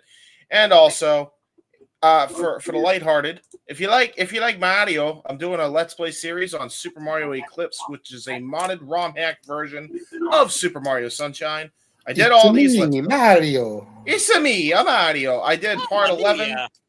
I did part 11 and part 12 over the weekend, which you can check out right now on my YouTube channel at JHubertside95. Which, by the way, you can find me on youtube.com. You JHubertside95 on YouTube and X, and on Facebook at James Huber. I'm pretty cool and dumb things on the internet. I will be doing part 13. Road to the final boss. It will be held on the Wrestling Collective Discord server. That's where we're going to have the Let's Play take place. For anybody that actually wants to watch that live, highly, highly, highly encourage y'all to check that out because that is a modded boss fight that is probably one of the best boss fights in Mario gaming. No bullshit. I'm not even saying that to hype it up. Like, this boss fight looks like it's going to be a tough one. So if you're interested in me trying and failing and raging and also laughing and memes galore and a Mario, stay tuned for that one. And also stay tuned for part 3 of the documentary, which will probably be dropping later next month. We're very close to part 3 being done before the release of GTA 6. If y'all can fucking believe it. It's unbelievable. It's a goddamn miracle. So Quite literally. I mean, the documentary is about God, so there you go. Respect. What will happen first? Part 3 comes out, or Cena loses the title? Stay tuned to find out. Exactly. Tune in next time to Dragon Ball Z. Oh, Lord. Dragon Ball Z. With that being said, ladies and gentlemen, thank you all so very much. Make sure you join up, all my friends. Subscribe to the Walter Alex Cruz. Join the collective. Join the Rock and Ropes crew. Do all the things. I'm out. I'll see y'all later. Take it easy. See you on the good side. Good night. Bye. Adios. And then there were 5. Goodbye to the Heave Man. Okay, let's go ahead and continue everyone's thoughts going forward with this now. Walter, it's you next. So, again, it sounds like JJ took, again, great minds think alike, these two. I mean, we're Nola, I'm not sure what you call these two. Walter, what you got to say regarding this super chat? I really, really mean this. It's not a joke. 2 situations, same person, 2 different situations. I would really love to see the first thing, either Trick Williams goes on this crazy run with the TNA title that no one can beat him, and it ends up being Frankie Kazarian that has to save TNA, the oldest person there that represented TNA, and he beats Trick Williams on a WWE pay-per-view and wins the TNA title there. Or the opposite. I would love it if Frankie crossed the line and he's the one to stop Obafemi, and he's the first person to win an NXT title. You have Frankie as a thank you for all your years of services. This is why you didn't win in California. We had this plan for you. And you put that on him. He's the one who has to cross the line, stop Oba, and become the first TNA superstar to win the NXT title. I would do it, Frankie Kazarian, one of those 2 situations. Either win the TNA title on a WWE pay-per-view or win the NXT title. Interesting thought. All right. Again, Ash, you don't watch NXT, but you know a little bit about TNA, I'm certain. So is there anyone from TNA you would like to see gold around their waist for concerning NXT or WWE branding? I wouldn't mind seeing Steve Maclin win the WWE title. That'd be pretty cool. Oh, there you go. The first ever TNA International Champion. Any particular title in mind? North American, Intercontinental. I want to see him with like some mid-card title. Yeah, I'm about to say global organization. He just wins the global championships, turns into the global championship. Noah was as part of the Forgotten Sons. Were they tag team champions? I don't remember back in the day. Nope, they never were. No, okay. They've had chances at it, including a 4-way ladder match at NXT TakeOver 25, but they never won the tag team gold. Yeah. I remember, despite the fact that crew is long forgotten and rightfully so. Yeah. How ironic. Right? Right, no kidding. Also, since Joe Hendry... So the Forgotten Sons have been forgotten about? Right? But continue, Ash. I was about to say, since Joe Hendry lost the TNA title to the NXT to like an NXT wrestler, why don't we put the NXT title on Joe Hendry? I mean, turnabout is fair play, right? I mean, he did confront the NXT champion, but Oba did say, "Don't make the same mistake Trick made or Boost made." So I mean, yeah. I'm going to go a little bit of a different way here because I don't know if y'all know this about Soruka. She's almost like Bruce Lee. She flows like water. And again, that might just go back to her gymnastic background in Turman. She's a much more of an agile competitor, light as a feather. So why not somebody as light as her maybe challenging her and taking the NXT Women's North American Championship? I'm going with Xia Brookside. I think Xia Brookside has been a nice standout in the TNA Knockouts division. And I would like to see Xia challenge Soruka and maybe win the NXT Women's North American Championships. From one woman's standpoint, I'm going to go with Xia. Now, another one, personal bias. Also, I think it'd be very interesting if we had this mix up with, okay, fine. You want me to encompass the friggin' main roster for all their work, which is not a whole damn lot? Fine.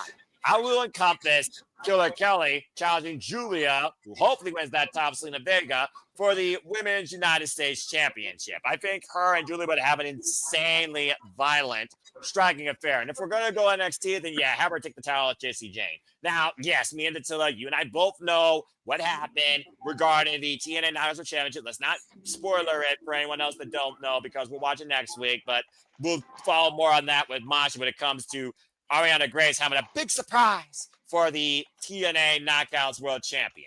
Does it involve one of her many best friends? Yeah, dude, right. But how long is that list? Longer than the lexicon of Jericho. And as far as men go, Steve Macklin is the first shout out for a mid-card championship. I'm just thinking about the men's roster. I mean, it's all over the place. Dadgummit. I don't know, actually. I mean, Joe Hendry or with family, that's a fair shout out. Mike Santana, though, being the ruler, that'd be freaking wild. Even compared to one of the men's NXT North American Championship. Fuck it. From one Canadian to another. Eric Young, let's see what happens when the Northern Army goes up against All Eagle. I don't know. Just to throw a different dynamic there with the roster. Because I don't see Moose. If he loses the NXT Championship, then Moose could possibly cross the line and go back after Obed Femi, then run it back, and maybe he becomes the NXT champion. So that's my fair 2 cents on that conversation. But still, some interesting stuff there. I really don't see Moose losing that title to anybody. Walter, excuse me. Thinking, what you got to say, Walter? I don't see Moose losing that title to anybody anytime soon, to be honest. You don't think it's going to lose it anytime soon? I just don't see anyone. Leon Slater. I'm about to say Leon Slater's the best chance. Again, it was literally a spear last second that did it. I'm just saying. But, I don't know. They've been plugging how about Moose might become, I think right now he's third longest reigning X Division champion. So the question becomes, will Leon Slater defeat Moose, or will Moose go on to become the longest reigning X Division champion? That's a fair shout out as well. And to think, it's his first time ever being the X Division champion, too. So ain't that some crazy shit? Leon Slater turns 21 in September, so he could, there's also emergence. And then depending on the victory road, that date, whatever it lands, he still has some time. But the clutch has to happen at victory road, depending on the date, if not at emergence. Well, it's also be his first one-on match, I think, with Moose ever. So, again, the jury is out. But we did see that championship change hands last year. Speedball beat Mustafa Ali via submission. Mira Hebner was the one that called the decision. I don't think it's going to go that far with Moose, but I do think we're going to get some interesting moments at Slammiversary. That being said, I think that covers everything except for damn it, they're keeping the conversation going. Wait, did JJ go on this? I don't remember. No, I did not. I'd say, JJ, you want to go ahead and give your thoughts? I saved you for last. I knew you were going to at least talk about your boy Frank Azaria, but I know how much you're holding out for the main roster to cross the line. So please go for it. Well, he sits there. He sits there and he talks about AJ Styles not going over to TNA, and it's never going to happen. Never going to happen. Just like you said for how long that Moose and Obafemi wasn't going to happen, and you had to eat crow this year. NXT, anyone in NXT is fair game. Main Just roster, like you said that they would never cross over to the main roster, and didn't Joe Hendry fight Randy Orton at WrestleMania? Yeah, and that's the only exception. So, only because Kevin Owens got injured. Otherwise, it doesn't matter. It doesn't matter what the reason is. These things have now happened. Yes. So never say never. That's true. 99% chance of nope. But continue. I think I'm gonna both pop Noah and make Noah hate me with both of these. One of them will pop him, I think. The other one, I think, will make him hate me. So, Noah, I need you to keep your calm, keep your demeanor, because you are the host tonight, and just ride with me on this. Okay? I'm gonna make you hate me first, then I'm gonna hopefully get you back. Okay? Go ahead. As far as the men goes, I want to see AJ Francis get either the North American or the NXT championship. And that's the one that I know is going to make Noah hate me. But as I have said, and even Noah has attested to this, as much as he's hated attesting to this, AJ Francis is doing the best work of his career. I agree with He you. has definitely shed the flop dollar image. And with Trickin' A and KC Navarro, the blessed one at his side, there's no reason the three of them couldn't overcome either All Ego or even the mighty ruler of NXT. It would be shady, it would be dirty, but it would be perfect heel tactics. And then that whole stable first-class Trickin' would have both world titles. If even just until Great American Bash or Slammiversary. Oh, that's a good one, JJ. Now, where I think I'll get Noah back for the women, I'd like to see Indy Hartwell get the NXT Women's title back because she was never beaten for it. She had to surrender it due to her injury, and then she got drafted. So it would be a great Cinderella comeback story for her to come back in some kind of random gauntlet to determine a number one contender, win, and then get a shot at the NXT Women's Champion, currently JC Jane, who I'm pretty sure there's plenty of history with going back to Toxic Attraction. And you have Indy dethrone JC, and she reclaims the title that she was never officially beaten for. Well, one makes me say not my NXT. The other one brings me back into NXT, possibly See, even more. So I told I'll you one was going to make him hate me, and the other one was going to make him pop and bring him back. So. You got neutral ground with me for now. Once again, try and hold it. And even though we were told not the tag titles, which I know specifically she was talking about the women's tag titles because we were talking about the Iconics, the Inspiration. I'd like to see the Northern Armory defeat Hank and Tank. Now that'd be pretty cool. Icarus and Saint, Saint. I love them as a tag team. More so with their independent work as Sinner and Saint and even the Sovereign stable that they have on the Indies. But whether they're the Northern Armory or Sinner and Saint, I love Icarus and Williams. The fact that one of them's last name is Williams is not lost on me. That's not the reason. I'm actually more of a fan of Icarus than I am of Williams, if I'm being honest. At least you're honest. But there's just like I connected to something about the good, now great hands. There's something I've always connected to about the Northern Armory, the Sinner and Saint. They're a great workhorse tag team, and I would love to see them get that shine.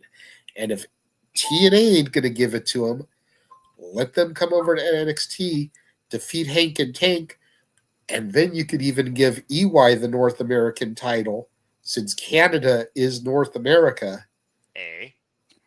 And you can have them all running things.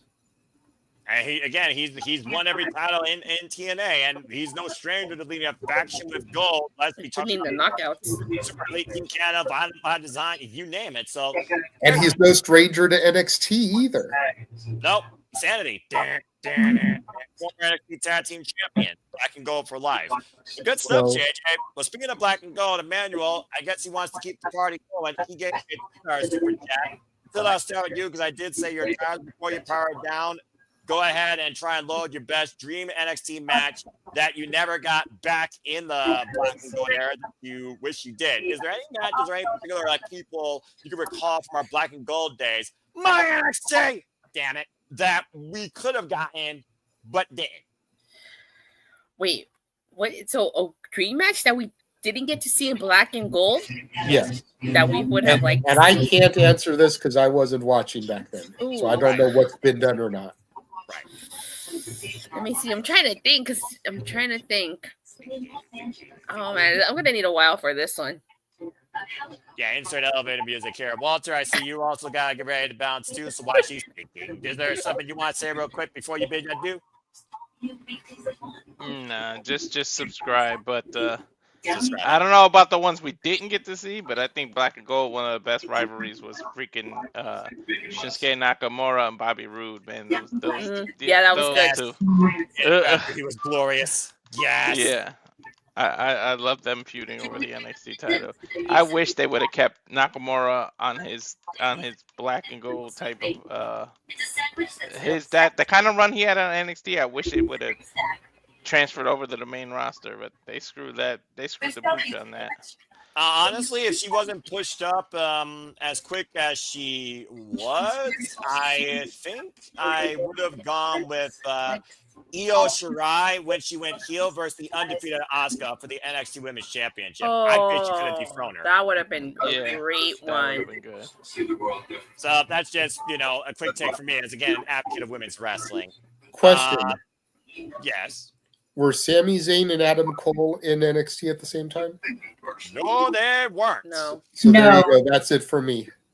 I would have given Kevin Owens versus Adam Cole, ROH, but still, I do see what you're saying. Yeah. They also were not at the same time. Did that not happen at PWG though? It did, but again, imagine WWE running it. Yeah, I was going to say the question was Black and Gold NXT. Not that never happened anywhere. So Fair enough. Yeah, fair enough.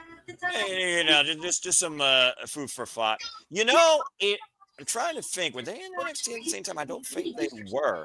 Back when he actually was literally booked, relevant, and was supported. Did Baron Corbin ever face Aleister Black? I don't I remember. don't recall they did. No, I don't think they did. I think they were in NXT at the same time, but they didn't cross paths. Yeah, so there you go. So again, there's some unique dynamics that really could have worked if they actually, held out long enough. But again, it is okay, you know how sometimes the main roster before the Black and Gold kind of like took off. You know how like sometimes the main roster would come down to NXT. Yes. Like how we had Bailey and AJ Lee. Yes. Yes, absolutely. I would have liked to see Velveteen Dream and John Cena. Oh my gosh.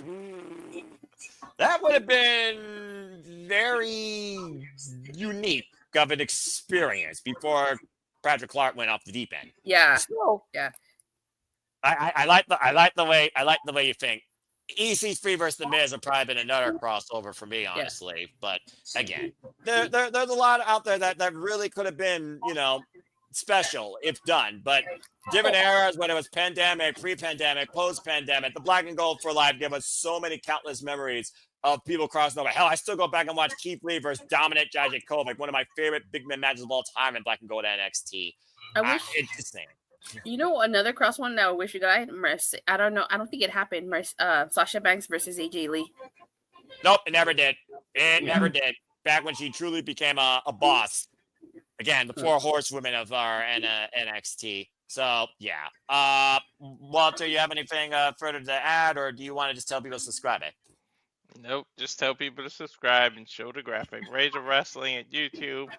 Walter.Cruz.940 Instagram, Walter Alex Cruz on X, and look out for other things that are coming down the pipe. All right, fair enough. And again, stay tuned for Walter and I. If the Heat don't kill us first, we will be doing a retro call of Dominion on at Ash's channel. Bad for Wrestling again. Don't be a dickhead.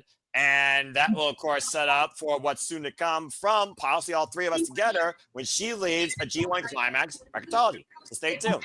Walter, thank you. Again, keep me posted on tomorrow, which I guess is now for us in the East Coast. So get some rest, my friends. Stay cool. I do. Yeah, DJ and I are still on Saturday.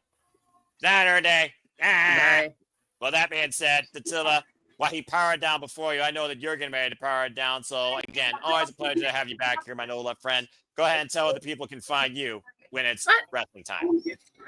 When it's wrestling time?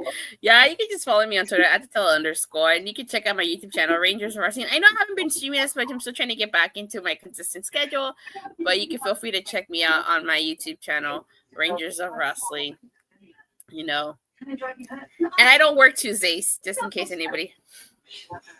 Boo. All right, guys. All right. I'll catch you guys later. Bye. All right. Good night. Have a great night, guys. Bye. Have a good night, my friend. And then there were 3. All right. Okay. Well, daggum. I think that being said, that was the last post-topic conversation. That was, of course, super chatted to all of us, unless Ash got anything. Show some love to Bad for Wrestling, folks. You haven't already. So, again, I think now we will literally get ready to go into the shows and what was an extended edition of Open Mind Night. So, thank you all once again for tuning in. Speaking of, Ash, again, you may be our Canadian friend, but you're also, simply put, our friend. We appreciate you always. I look forward to our next call, whatever that might be. And of course, I look forward to the next time we engage in conversation, whether or not I am moderating or simply predicting. Well, go ahead and tell the people can find you and why they should not be a dickhead. You can find me on X, the app formerly known as Twitter, at ShadowBadAsh, and subscribe to my YouTube channel, Batty for Wrestling. Simply put, don't be a dickhead. Become part of Batty's army of young punks today. I'm already there, even though I'm not wearing orange. Maybe I'll wear orange during Dominion call. Who knows? All right. Well, Avatar Man, JJ, again, always happy to help out a friend. Always a pleasure conversating with you as always, too. Let's go ahead and see, as always, where the people can find you. Gasp.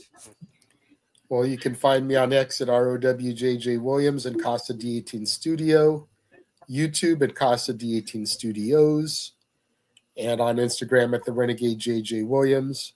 The Casa D18 Studio X is the one where I host and participate in the spaces. So if you want to hear me talk more wrestling than just Saturday nights, that's where you can find me. This isn't exactly accurate, as Walter hasn't done spaces in a while, and Wrestling with Tism is moved to Mondays. Kind of need to update all that, but the Friday and Sunday ones are still accurate. The Tuesday and Thursday are contingent on my work schedule because, as Noah always says, priorities over passions.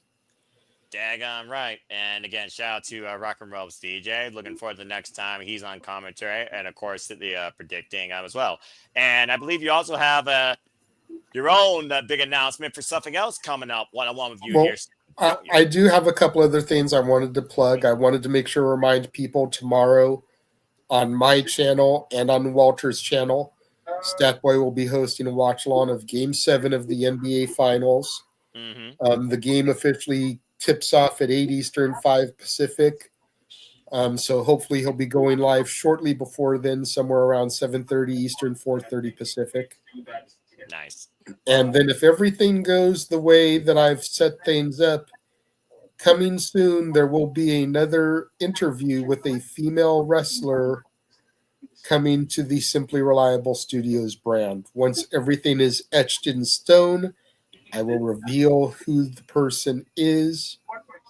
But yes, be on the lookout for that. It's not vacant. Just so people know, it's not vacant. We still don't know what that person is. It's not vacant. All right. Well, thank you for that, JJ, as always. And to Emmanuel Dominguez's point, non-wrestling closer, no matter what, we will have a new first-time NBA champion. So, again, first times for everything, I suppose, in and out of the world of combat sports, professional sports, and professional wrestling, and life for that matter. And again, this wasn't the first time. I'm sure it won't be the last time that I'm in the proverbial moderator seat. But it's always a pleasure being here with my friends, no matter how much they piss me off sometimes, and engage with all of you in the chat. Nothing but love and appreciation. And I hope that you all tuned in and enjoyed, once again, your weekly moderated conversation of Wrestling Madness that is the Saturday Shenanigans. If you do want to engage further with me and follow me, or you want to hear something else from me, find me on the social medias. Primarily, I'm barely on there, though, at X and on YouTube. And in Foster 1916. Jesus freaking God damn it, JJ. For all Fanes Wrestling, shout out, of course, my entire AEW fam. Fanes work out. What did I do? The freaking hell, you know what you did. The freaking hell. You did something. Anyway, let's go ahead. What did I do? You did something. Damn. Bringing into my own plot. Anyway, again, if things work out, you might see me once again in what I'm calling the Summer Superman, where so far Tuesdays are open. They work perfectly fine. It's been fun being back with the No DQ crew. I might be back once again on the No DQ review, and literally been with the hat trick of the moderators at this point too. So stay tuned. And also, me and my fam, we might go impromptu. Possibly this Wednesday after Dynamite, since Dynamite is normal this week, you can believe it or not. Special programming note for those that are colliders like me, Collision is on Thursday night this coming week, 8 p.m. Standard Time, not Saturday night. So please keep that in mind. If you didn't watch Nothing Else for Collision tonight, go watch Tony Storm's promo. She went there again. Damn. Crazy motherfucker. That being said, again, I might go impromptu after Dynamite this Wednesday. And of course, simply predicting Night of Champions is, of course, this week. Ash and all are always welcome. Again, date and time to be determined and made official. And of course, to the internal community, I will of course share that announcement once I figure out the schedule. And again, I'm always here doing this because I am nothing more but a simple man and a lifelong fan of professional wrestling. Damn it, no matter how heated I am. I only wish to encourage, remind you that there are no winners, no losers, no betters. Just fans with opinions for this passion we all share. At the end of the day, folks, support one another, respect each other, protect your mentality too, treasure your families, no matter how much they may annoy you, enjoy real life, and enjoy professional wrestling. It is truly as simple as that. But with that being said, thank you so much once again for tuning in to the Saturday Shenanigans. I thank all of you on behalf of the entire Super Level Studios family. Please subscribe in any language you want. Subscribe. Tell a friend, hit the bell and know the next video goes live on demand on any of the channels in the Super Level Studios. Back to wrestling. Hit the subscribe button. Help us keep growing our YouTube communities. I assure you our creative passion, our content, our comedy, our takes, our wholesomeness, our hilarity, and sometimes the pure insanity that we all bring, even me, when I'm pushed to my worst. It's not letting anytime soon, I assure you. But with that being said, in typical British game show fashion, we are now all going to bid all of you a fine adieu. So, for the Renegade Wrestling, JJ Williams, the working man, the production man, the hosting man, the NXT man, say goodbye. Good night, everyone. For our batty Canadian friend, Young Punk for Life, lover of NW, AEW, and viewer of WWE TNA.NXT. But always busy. Say goodbye. Have a good night, guys.